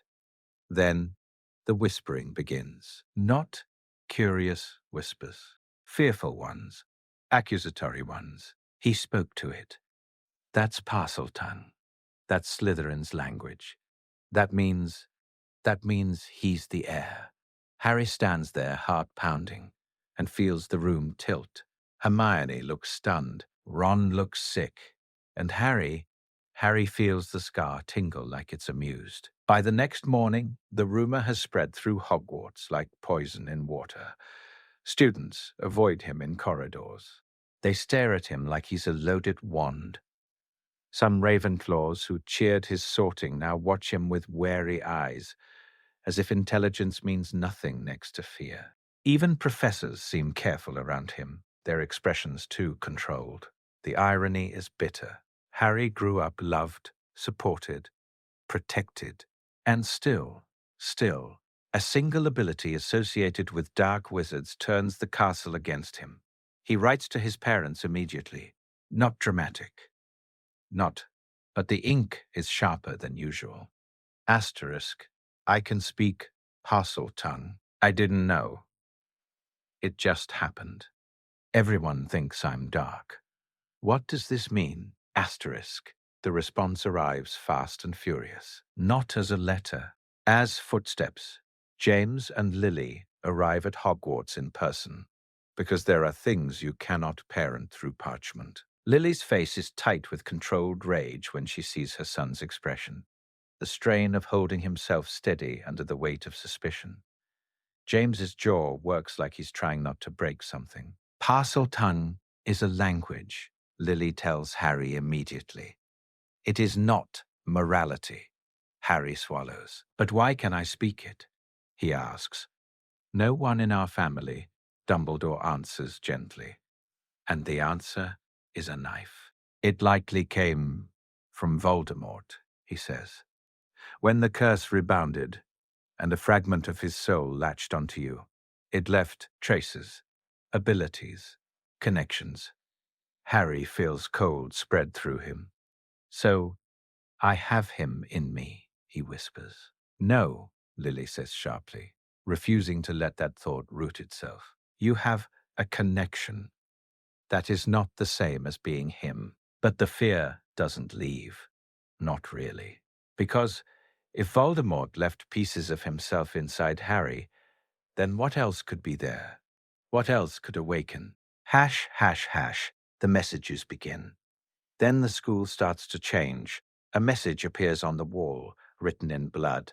Asterisk, the Chamber of Secrets has been opened. Enemies of the heir, beware. The castle holds its breath. Students panic. Professors tighten security. And Harry walks through corridors with whispers chasing him like shadows. They look at his scar. They look at his black hair. They look at his fame. And now they look at his parcel tongue. Some of them don't whisper anymore. They accuse. They flinch away, like he's contagious. Hermione stays by his side, fierce and indignant. But Harry can see the strain on her face too, because Hermione is Muggle-born, and fear in Hogwarts has a history of turning toward people like her. Ron's loyalty holds, but Harry can see anger in him like a storm.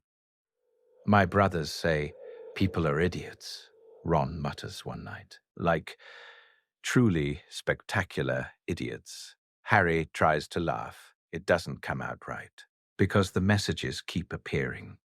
And then students start getting petrified, and the castle stops feeling like school at all.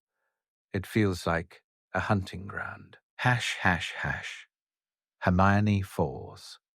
When Hermione is petrified, it doesn't just frighten Harry. It enrages him. Hermione, the brightest, most relentless person he knows, falls in the corridor like a statue. Her eyes are open, glassy, frozen in terror. Harry stares down at her and feels something crack inside him. Not because he's helpless. He's never truly helpless in this timeline. Because he is responsible in a way that makes his stomach twist. If the school believes he is the heir, if Voldemort's shadow inside him makes people fear him, then Hermione being attacked feels like a message aimed at him, a way of saying, your life draws blood from others. Harry holds Hermione's hand in the hospital wing and makes himself a promise so hard it almost hurts. Has to risk whoever is doing this will stop. Hash, hash, hash. The chamber Harry and Ron follow the clues Hermione leaves behind. Because Hermione always leaves clues, even when she can't speak. They identify the monster, a basilisk. A serpent so deadly its gaze kills. a creature that moves through pipes. Harry's stomach drops when he understands what it means. Because if the monster is a serpent, then Parseltongue is not just a rumor anymore. It is a key. And the key is in Harry's throat. When Ginny Weasley is taken into the chamber, the situation becomes a countdown. Harry doesn't have time to gather a committee. He doesn't have time to wait for adults who are trapped in politics and denial and rules. A student is dying. Harry writes a single note to his parents with hands that shake slightly. Asterisk Ginny Weasley has been taken. I know where the entrance is. I'm going in. I'm sorry. Then he and Ron descend. The entrance opens at Harry's hissed command. The wall slides aside, and the darkness beyond smells like old stone and dead air. Hash, hash, hash. Tom Riddle's memory. The chamber is vast, serpentine, ancient. It feels like stepping into someone else's nightmare. Harry's wand light cuts through shadows that seem reluctant to give up their secrets. And then he sees her, Ginny, collapsed on the floor, pale and still. He runs to her. Ginny, he whispers urgently. Ginny, wake up. She doesn't move, and then a voice speaks from behind him, smooth as poison. Hello, Harry Potter. Harry turns slowly. A boy stands in the shadows, handsome, calm, dark-haired, a ghost of a memory. Tom Riddle. Harry's scar burns, sharp and angry. You're Voldemort, Harry says, voice tight. Riddle smiles faintly. Not yet, he says, but I will be. The diary sits nearby like an innocent object, and Harry understands with a cold lurch that this is not just dark magic. This is soul magic. This is something that shouldn't exist. Riddle speaks. He explains. He taunts. Harry doesn't waste breath on argument. He looks at Ginny. He looks at the diary. And he knows instinctively where the power is anchored. But then the basilisk arrives, and strategy becomes survival. Hash, hash, hash. The basilisk fight. The basilisk's body moves like a living train, scales scraping stone, the sound vibrating through Harry's bones. Its eyes flash in the darkness, death contained in yellow light. Harry turns away instantly, forcing himself not to look directly. He uses reflections, wet stone, broken bits of mirror, anything that gives him partial sight without direct gaze. He ducks behind pillars as the basilisk strikes. Its fangs slam into stone, cracking it. Its hiss vibrates through the chamber like language without words. Harry's mind races, trying to calculate angles, timing, escape routes, but there is nowhere to run. This is a closed space, a fight to the end. His parents trained him, yes, but training cannot replicate the sound of something that big trying to end your life. Fawkes arrives in a burst of red and gold, blindingly bright against the gloom. The phoenix attacks the basilisk's eyes, clawing, blinding it. And Harry doesn't pause to marvel. He acts. Because action is the only prayer that matters now. The sorting hat drops beside him, and when Harry thrusts his hand inside, desperate, his fingers close around cold metal. A sword, Gryffindor's sword. Harry grips it with both hands, heart hammering, and then he drives forward as the basilisk lunges, using its momentum against it. He plunges the blade up into the roof of its mouth. The basilisk convulses, the chamber shakes, and Harry is thrown backward, breath tearing from his lungs. For a single breathless second, there is silence. Then pain explodes in his arm. A fang pierced him.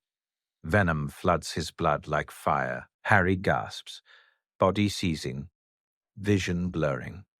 He falls beside Ginny, sword slipping from his fingers. This is the moment. The moment prophecy stories always pretend is dramatic. But in reality it is simple. He is dying.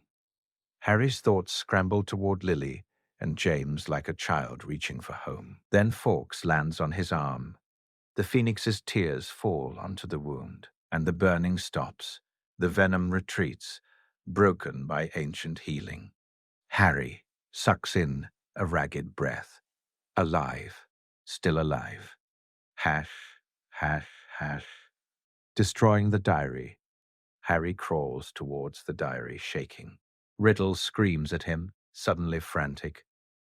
No, Harry doesn't hesitate. He takes the basilisk fang and drives it into the diary. Ink bleeds like blood. Riddle's form convulses, twisting into nothing, dissolving into shrieking shadow. And then silence. The chamber releases its breath. Ginny stirs faintly. Harry grabs her shoulders. "Ginny," he says, voice hoarse. "Ginny, wake up." Her eyes flutter. She coughs, and Harry's entire body shakes with relief so sharp it almost hurts. They carry her out. They stumble into the bathroom. They climb back into the world, like survivors crawling out of a grave. Hash, hash, hash. The aftermath. Pride and fear collide. His parents arrive at Hogwarts like a storm. They receive his note too late to stop him, but not too late to see him in the hospital wing. Pale, exhausted, bandaged, alive. Lily's face crumples the moment she sees him. She crosses the room in 3 strides and wraps him in her arms so tightly it's almost painful. "You could have died," she whispers fiercely into his hair. "You fought a basilisk. You were poisoned. Harry, you." "I'm alive," Harry says, voice small but stubborn. Ginny's alive. The chamber is closed. James's hands clench at his sides. "That's not the point," James says, voice rough. "You went into mortal danger without adult backup." "There wasn't time," Harry snaps, and the anger in him is raw. She was dying. Every second mattered. Dumbledore enters quietly, gaze grave. "He made the only choice available," Dumbledore says, "and he prevailed." Lily turns on him like a blade. "Don't praise him," she says sharply. "He's 12. Dumbledore's eyes soften, but he doesn't deny it. "No," he agrees quietly. "He should not have to do such things." But the world does not consult what should be before it attacks. Harry lies back against the pillows and feels exhaustion settle into his bones. He did the right thing, he knows he did, but he also knows his parents are right too. The truth is a split that hurts. Asterisk. In this timeline, Harry has parents who love him enough to be furious at what he must do. Canon Harry has no one to stop him. This Harry has people who would stop the world itself if they could. And that makes every act of bravery heavier, because he has something real to lose. Hash, hash, hash. The quiet truth later. When the hospital wing finally empties and the night grows still, Harry stares at the ceiling and whispers to his mother, "Why does it keep happening?" Lily sits beside him, brushing his hair back gently. "Because Voldemort's shadow is still here," she says softly. "Because there are people who still believe in what he started. Because the prophecy is still moving." Harry swallows, and because part of him is inside me, he whispers. Lily's eyes shine, but her voice stays steady. "Because you survived," she says. "And survival sometimes leaves marks." Harry turns his head slightly, eyes closing. "I don't want to be a weapon," he murmurs. Lily leans down, her lips against his forehead, careful around the scar. "Then don't be," she whispers. "Be a person. Be my son. Be Harry." He breathes in shakily. For a moment, it feels possible. 3rd year begins the way Harry secretly hopes life might begin from now on. Not with blood on walls, not with screams, not with his scar burning like a warning siren, It begins with routine. A train ride, a familiar compartment, Ron complaining, Hermione correcting him, the castle looming out of the dark like a promise made of stone. And for a few weeks, it almost feels like Hogwarts is simply a school again. Almost. But the war has a way of finding Harry Potter, no matter how many layers of love he's wrapped in, because Voldemort doesn't need to be present to cast a shadow. And because every year Harry grows older, the world grows more impatient for him to become the weapon they think he is. Year 3, a teacher who actually sees him when Professor Lupin walks into the defense classroom on the first day, Harry feels the difference instantly. Not in the man's clothes, which are worn, not in his face, which looks tired, but in the way he stands, competent, quiet, alert, like someone who has been in danger and learned to keep breathing anyway. Remus Lupin doesn't lecture from a book like Quirrell did. He teaches like he expects his students might need these lessons to stay alive. And that, more than anything, makes Harry feel both relieved and furious. Relieved because someone is finally taking defense seriously. Furious because a 13-year-old should not be grateful for war-level instruction. Lupin's gaze meets Harry's sometimes, and there's a flicker there. Something familial, something careful. Uncle Mooney. That's what Harry has called him at home since he was little. At Hogwarts, Lupin tries to keep distance. He tries to be fair. He tries not to let old bonds shape new authority. But fairness is complicated when half the class is thinking, that's Harry Potter, and the other half is thinking, that's a dark thing wearing a boy's face. Lupin assigns them a boggart on the first week. Harry watches other students laugh their fear away, turning spiders into roller skates, turning banshees into balloons. When it's Harry's turn, the boggart doesn't become a clown.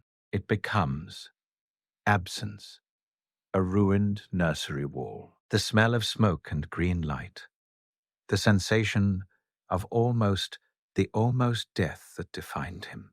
Harry's chest tightens. He raises his wand. Ridiculous, he says clearly. The memory warps. The broken wall becomes a ridiculous painting. The green light becomes a spray of harmless sparks. The class cheers, but Lupin's eyes narrow, thoughtful, because he recognizes something most teachers miss. Harry doesn't fear monsters. He fears outcomes. He fears the moment he fails and someone else dies because of it. After class, Lupin stops him. Good work, Lupin says softly. Harry nods. You've been practicing, Lupin adds, and it isn't a question. Harry hesitates. It's strange, admitting the truth to someone who already knows the shape of your childhood. My parents trained me, Harry says. Lupin exhales, and there is warmth and sadness tangled together in it. They did it out of love, he says. I know, but Harry, don't let training become the only language you speak. Harry's jaw tightens. What else am I supposed to speak? He asks quietly. The world doesn't stop being dangerous because I want it to. Lupin doesn't argue. Instead, he gives Harry something that feels like a gift and a burden at the same time, the patronus charm. It isn't in the curriculum. It should not be offered to 13-year-olds. But Lupin knows what Dementors do to Harry. He's seen the way Harry's scar flares, the way his body reacts to soul-cold proximity. So he begins teaching him anyway, in quiet sessions that feel almost secret. The first attempts fail. Harry's wand sputters, missed, nothing. And Harry's frustration builds, because he hates weakness more than he hates pain. You're trying to force it, Lupin tells him, calm as stone. This isn't a spell you bully into existence. Harry's fingers grip his wand. I need it, he mutters. I know, Lupin says gently. But needing isn't the same as believing you're allowed to survive. The words hit somewhere deep. Harry goes very still, because that is the truth he never says aloud. Some part of him has always assumed survival is temporary, that he is living on borrowed time. That destiny will collect what it's owed. Lupin makes him choose a memory, not a grand, dramatic one, but something true. Harry closes his eyes. He thinks of Lily's hands in his hair when he couldn't sleep. He thinks of James's laughter, loud and easy, when Harry caught his first snitch in the garden. He thinks of Sirius teaching him a prank charm, and then winking like the world is still allowed to be funny. He thinks of being held, of being wanted. He opens his eyes. Expecto Patronum. Silver light erupts. Not a full shape at first, just a surge of brightness that forces the practiced Dementor illusion to retreat. Lupin's face softens. Again, he says quietly. Harry tries again. And the next time the Patronus takes form. A stag. Bright, strong, running. Harry stares at it, breath caught, because it looks like his father's animagus form, like something inherited not through blood, but through love. Lupin smiles. A real one. They'll be proud, he murmurs. Harry swallows. Sometimes, he admits, I don't know what pride is supposed to feel like. Lupin's gaze sharpens with understanding. Then we'll teach you, he says. Not just spells, not just survival. We'll teach you how to live. For a while. Third year holds. No Voldemort. No ancient chamber. No imminent return. Just growth. Harry learns. He laughs more. He becomes more than a prophecy between classes. And his parents, watching from a distance, letters arriving regularly, visits on Hogsmeade weekends, relax by degrees they barely notice. Not fully, never fully, but enough to remember that peace exists, even if it is fragile. Hash, hash, hash, asterisk year 4, the tournament and the trap. The Triwizard tournament arrives like a storm, exciting, dangerous, glittering with spectacle and history and foolishness. Harry dislikes it immediately, not because it's dramatic, because it's unnecessary risk dressed up as tradition. His parents, unsurprisingly, hate it. James argues with anyone who will listen that bringing dragons onto school grounds is insanity. Lily reads the tournament history and goes quiet in that way she does when she's counting casualties in her head. But the goblet is chosen. Champions are selected. And then, like fate reaching out with cold fingers, Harry Potter's name flies out of the flames. The great hall erupts. Whispers turn into shouting. The students stare like he's either cheating or cursed, or both. Harry sits very still, heart thudding. Because this isn't glory. This is a message. Someone has reached into an ancient, binding magical contract and inserted him into it. Someone powerful. Someone with intent. And Harry knows exactly who benefits most from forcing him into danger. James and Lily arrive within hours. Not by invitation. By sheer parental refusal. They meet with Dumbledore, faces hard. This is a trap, James says flatly. Yes, Dumbledore agrees. Then he refuses, Lily says. Dumbledore's expression is grave. The contract is binding, he says gently. Refusal would cost Harry his magic. Harry's stomach drops. So that's the shape of it. A cage made of rules. He looks at his parents. James's face is tight with fury. Lily's eyes are bright, with a rage so controlled it could cut glass. And then Lily inhales slowly. Then we prepare him, she says. James nods. Properly, he adds. They don't teach him how to win. They teach him how to survive. They research each task obsessively. They plan contingencies. They teach him what the school will never teach him, how to handle fear without letting it steer. The first task is dragons, Harry doesn't try to outpower one, he outflies it. He summons his broom, uses seeker reflexes, uses speed and angles and distance. He gets the egg. The crowd roars. But Harry feels no triumph, only relief. Because survival is not applause, it is breath. The second task is the lake. When Harry realizes what he must retrieve, his stomach twists, because it isn't a friend underwater. It's his parents, both of them, chosen as his most precious people, because the tournament itself recognizes where his heart is anchored. He rescues them, yes, but he also sees another hostage still trapped when time runs out, and he moves anyway, refusing to leave someone behind if he can reach them. Lily hugs him afterward, proud and trembling. "You can't save everyone," she whispers, not as criticism, but as desperate warning. "I know," Harry says, breathless, "but I could save her. And that's the worst part. The times you succeed teach you dangerous lessons that you might always be able to." The third task is the maze. This is where the trap snaps shut. Harry and Cedric reach the cup at the same time. Cedric is older, kind, the sort of student Harry respects because he doesn't treat Harry like a legend. Harry hesitates, with his hand on the cup. He feels something wrong. A pulse, under the air, a tug. But Cedric smiles at him. "Take it together," Cedric offers. Harry's instincts scream caution. But he also knows what it means to refuse connection out of fear. He nods. They grab the cup together, and the world twists. Portkey, graveyard, cold air, and dead stone. The smell of earth, and something darker underneath. Harry stumbles, heart hammering. Cedric looks around, confused. And then a rat-faced man steps forward, and Harry's blood runs cold. Peter Pettigrew. Alive, real.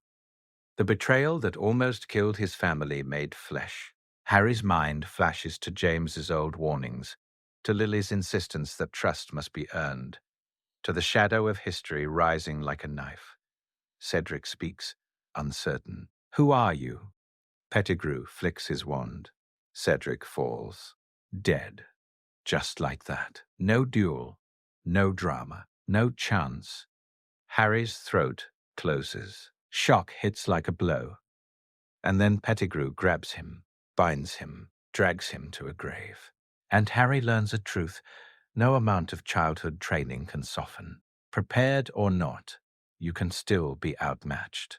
Pettigrew cuts Harry's arm. Blood spills into a cauldron. Chanting rises. Bone of the father. Flesh of the servant. Blood of the enemy. The ritual is grotesque, ancient, unstoppable. And then Voldemort rises from the cauldron with a body rebuilt from Harry's blood. A tall figure, pale and serpentine, eyes like pits of hunger. Harry's scar detonates with pain. Voldemort steps closer. "So," he whispers, "the boy who lived, and this time you have given me your blood." Harry tries to breathe. He tries to think. Survival. That's what James drilled into him. That's what Lily demanded. Survive first, think second, fight third. Voldemort casts the Cruciatus curse. Harry screams. The pain is not like injury. It is not like venom. It is like being turned inside out. And when Voldemort releases him, Harry is shaking so hard he can barely see. "Stand," Voldemort commands. Harry forces his body upright anyway, because if he stays down, he dies. Voldemort wants a duel, wants to prove superiority, wants an audience of Death Eaters returning to their master.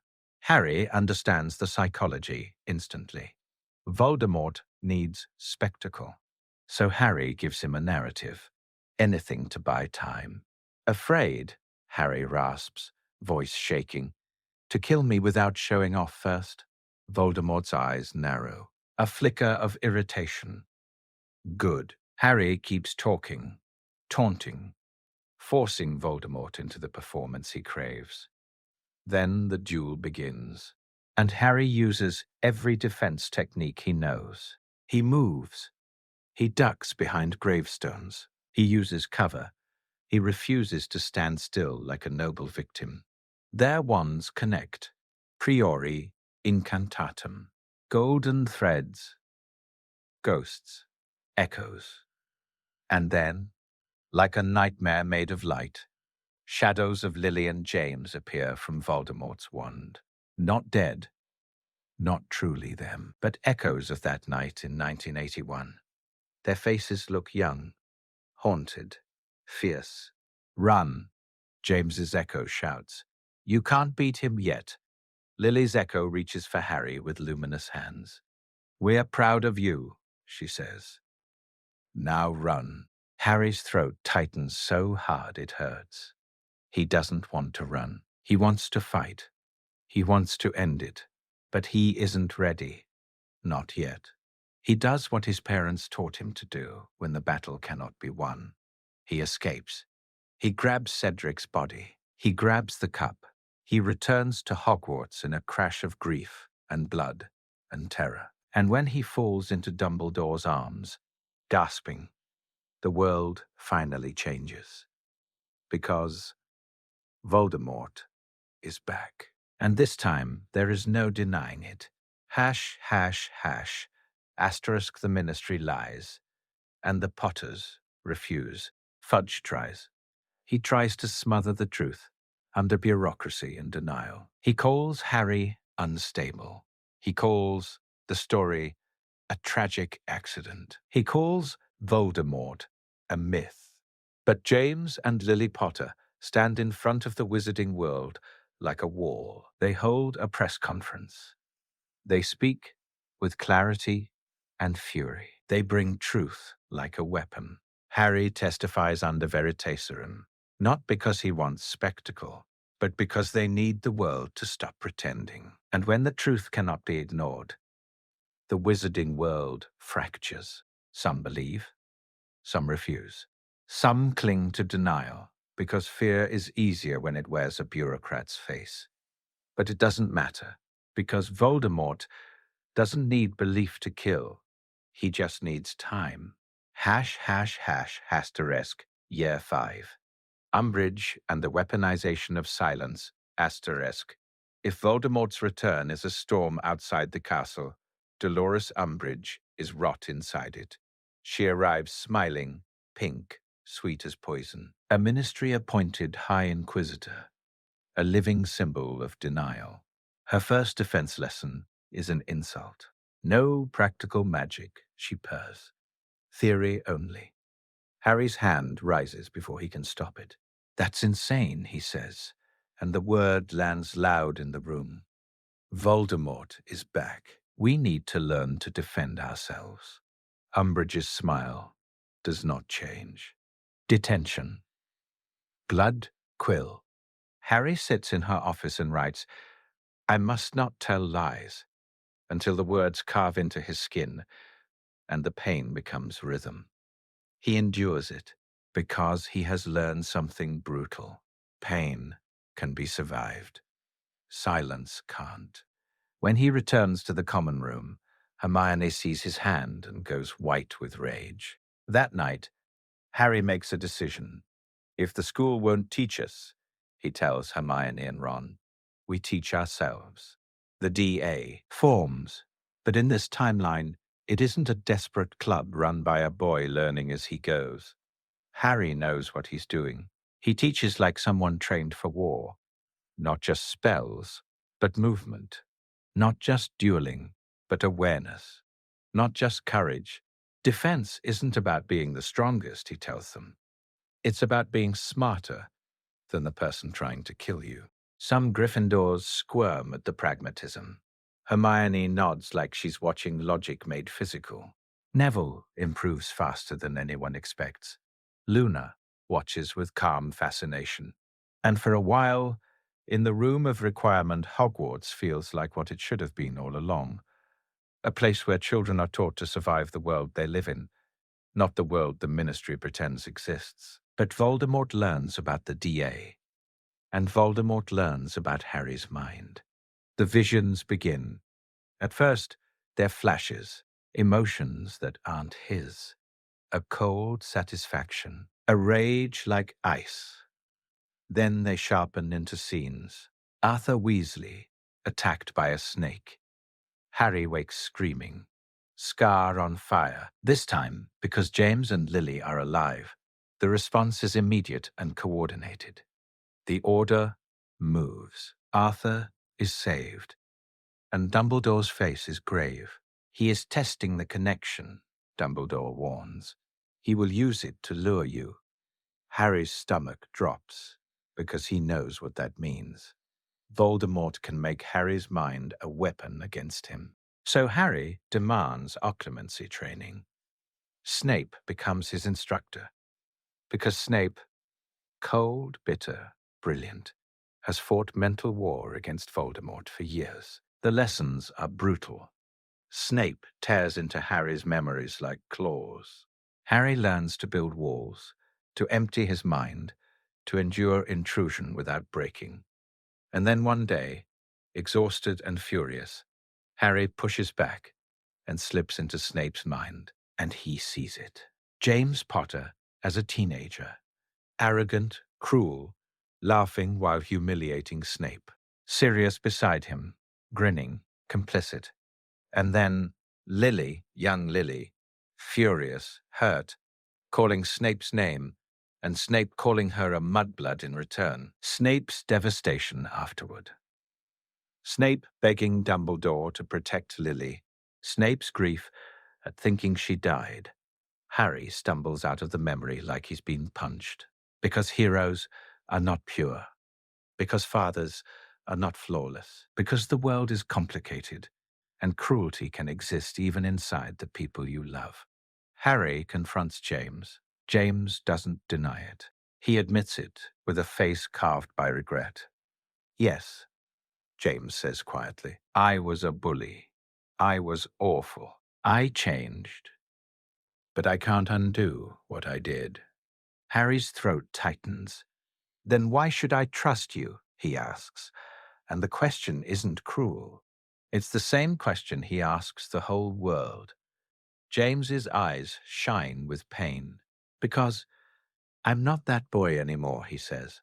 Because I've spent my life trying to be better than my worst moments. And because I love you enough to tell you the truth even when it makes me look ugly. Lily sits with Harry afterward and says softly, people can be both. They can be brave and flawed, loving and wrong. Harry learns a new kind of lesson. Sometimes growing up isn't becoming stronger. Sometimes it's seeing the people you idolize as human and choosing to love them anyway. Hash, hash, hash, asterisk the Department of Mysteries. The trap that fails this time, asterisks being tortured. Harry doesn't sprint blindly into it. He verifies. He calls Grimold Place. Sirius answers immediately, alive and furious. It's a trap, Sirius snarls. Harry's mind is cold and clear. I know, he says. So we go with backup. This time, the Order doesn't let teenagers charge into the Ministry alone. James goes. Lily goes. Remus goes. Moody, Kingsley, fighters who have already survived war. They enter the Department of Mysteries prepared. The Death Eaters are waiting. Lucius Malfoy tries to command Harry to retrieve the prophecy. Harry refuses. The battle erupts.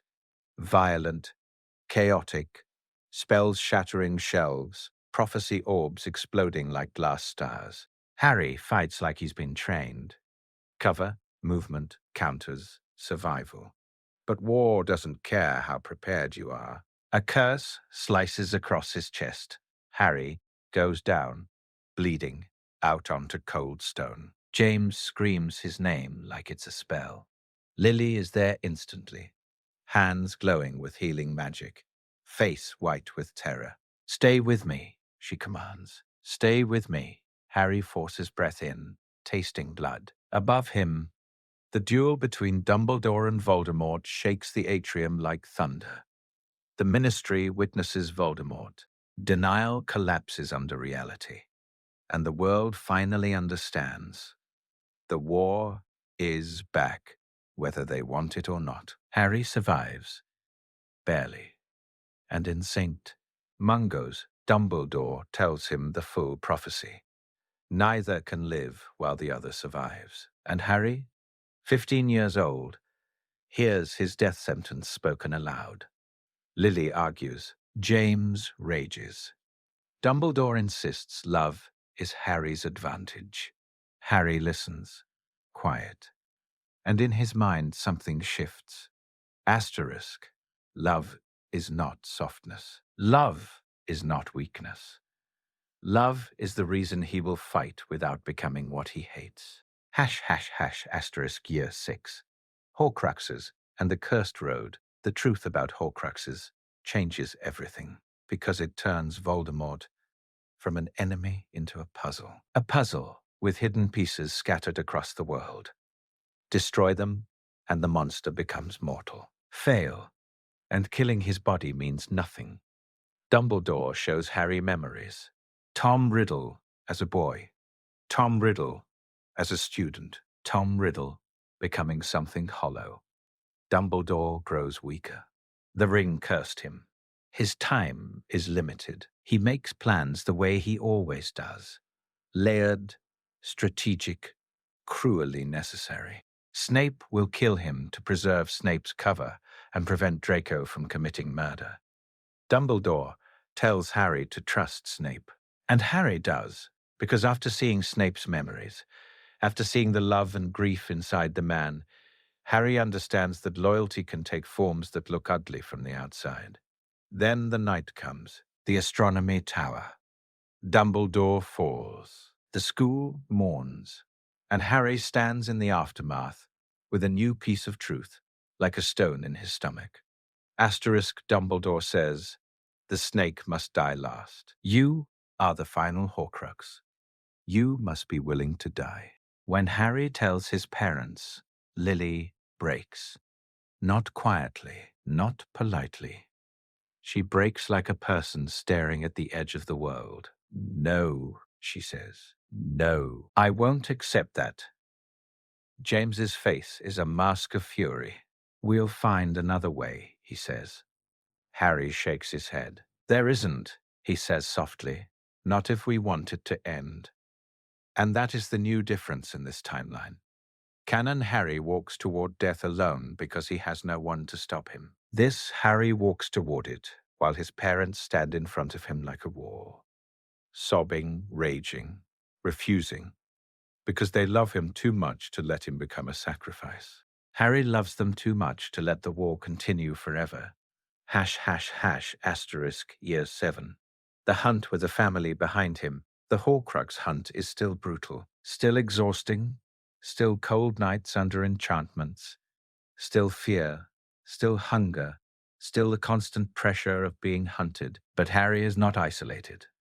James and Lily don't go with the trio everywhere. Too dangerous, too obvious.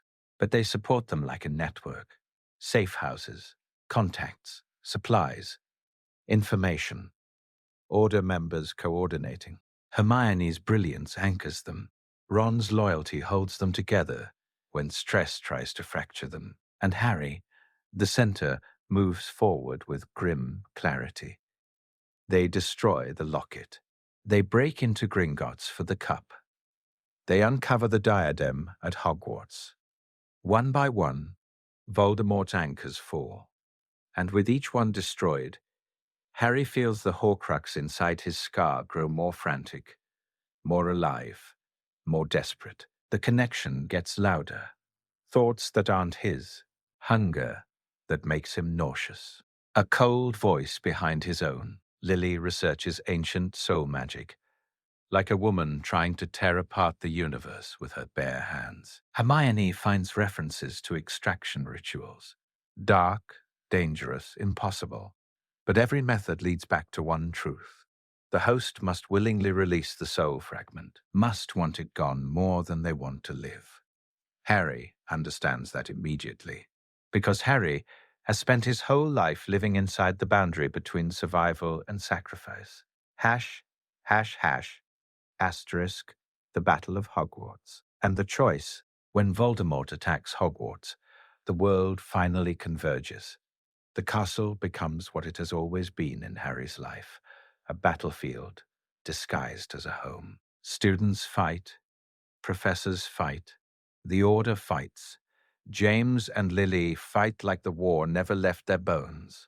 Harry fights through corridors and smoke and screaming, searching for the last pieces. He finds Nagini. He finds Snape, dying beneath the snake's bite. He gathers Snape's memories. And then, inside a hurried, pensive session with his parents, he sees everything. Snape's love for Lily, Snape's loyalty to Dumbledore, Snape's years of protecting Harry even while hating what he represented, and Dumbledore's final truth. Harry must die for the Horcrux inside him to be destroyed. Lily sobs like her lungs can't hold the grief. James looks like he might shatter the world if he could. Harry stands very still, feeling an odd calm settle in, because fear has been his companion for so long. And now, finally, the path is clear. He hugs them. He holds them as if he can pour every ounce of gratitude into the moment. I love you, he tells them. Thank you. Lily clutches him like she can anchor him to life. James's voice is broken. Don't, he whispers. Please, Harry, don't. Harry closes his eyes. I have to, he says gently, but I'm not doing it alone. And that is true, even if they cannot walk beside him into the forest, because love is with him, because everything they gave him is inside him. Because the boy who lived with parents did not become softer, he became anchored. He walks into the forbidden forest. Voldemort waits. Death Eaters circle like vultures. Harry feels the Horcrux inside him thrashing, terrified. Voldemort lifts the Elder Wand. Harry Potter, he murmurs. The boy who lived, come to die. Harry's voice is steady. I'm ready, he says. And he is, not because he wants death, but because he refuses endless war. Voldemort casts the killing curse. Green light. Impact. And Harry feels something tear away. Something screaming. Something foreign. Something finally ripped from his soul. He falls into a white space that feels like the pause between heartbeats. Dumbledore is there. A small flayed thing lies nearby, the Horcrux fragment, dying and pathetic. You did it, Dumbledore says gently. You released it. Harry's voice is soft. Can I go back? Dumbledore's eyes hold warmth. Yes, he says, if you choose. Harry's answer is immediate. My parents, he whispers. They need me. He chooses life. He opens his eyes in the forest, plays dead, lets Voldemort parade his victory back to the castle. And when Hagrid carries him, when Lily's scream breaks the air like a spell, Harry rolls from Hagrid's arms and stands. I'm not dead, Harry says, voice carrying through stunned silence. The Horcrux is dead. The battle ignites again. Hope surges like wildfire. Voldemort's face twists with fury and fear, because fear is what happens when immortality breaks. Harry steps forward. No more hiding, he says. The final duel happens in front of everyone, not in secret, not in a chamber, not in a graveyard. In the open, where truth belongs. Voldemort screams, Avada Kedavra. Harry casts Expelliarmus. Their spells collide, and the Elder Wand, refusing to kill its true master, turns the killing curse back. Voldemort falls, finally, permanently. No more anchors, no more returns. No more shadows behind the scar. Hash, hash, hash. After affix, James reaches Harry first. Not as a hero, as a father. He grabs Harry, like he's afraid his hands might pass through him. Lily is sobbing, face pressed to Harry's shoulder. "You're alive," she keeps saying, like the words are a spell she has to repeat to make them real. Harry laughs weakly, exhausted, shaking. "Told you," he whispers, "I'd come back." James's voice is rough. "Don't ever," he says, swallowing hard. "Do that again." Harry closes his eyes. "I'll try," he murmurs, and all three of them know the truth. It wasn't a stunt. It was the only path. But now that path is finished. Now, finally, they can build something that isn't war. Hash, hash, hash, asterisk, epilogue. 19 years later. Attisk. Platform 9 3/4 is loud with life. Steam and laughter and trunks and owls and parents wiping tears away like they're embarrassed by love. Harry stands with Ginny and their children, watching the chaos with a strange warmth in his chest. Because once he stood here as a boy carrying prophecy like a weight. Now he stands here as a man carrying ordinary fear. And ordinary fear is a gift. His son, James Sirius, shifts nervously beside him. "What if I'm not in Gryffindor?" James asks. Harry smiles. "Then you'll be exactly where you're meant to be," he says. "Houses don't define you. Choices do." Behind them, familiar voices approach. James Potter, older now, lines at the edges of his eyes, but still alive, still loud, still unmistakably himself. Lily Potter, older too, but with the same fierce softness that once held a whole family together. They hug their grandchildren like this is the victory they always wanted. Not fame, not prophecy, but generations who get to be children. Lily looks at Harry quietly. "How are you feeling?" she asks. Harry watches his son clutch his trunk like it's a lifeline. "Terrified," Harry admits. Lily smiles gently. "You're allowed," she says. "You're a parent." James snorts. "I was terrified with you," he says. "Your mother had to stop me from putting tracking charms on you every day." "You put tracking charms on me weekly," Harry says dryly. James grins. Remarkable restraint. They laugh. Soft, real laughter. The kind that only exists when the world is safe enough for humor to be normal. The train whistles. James, Sirius, climbs aboard. He waves. Harry waves back.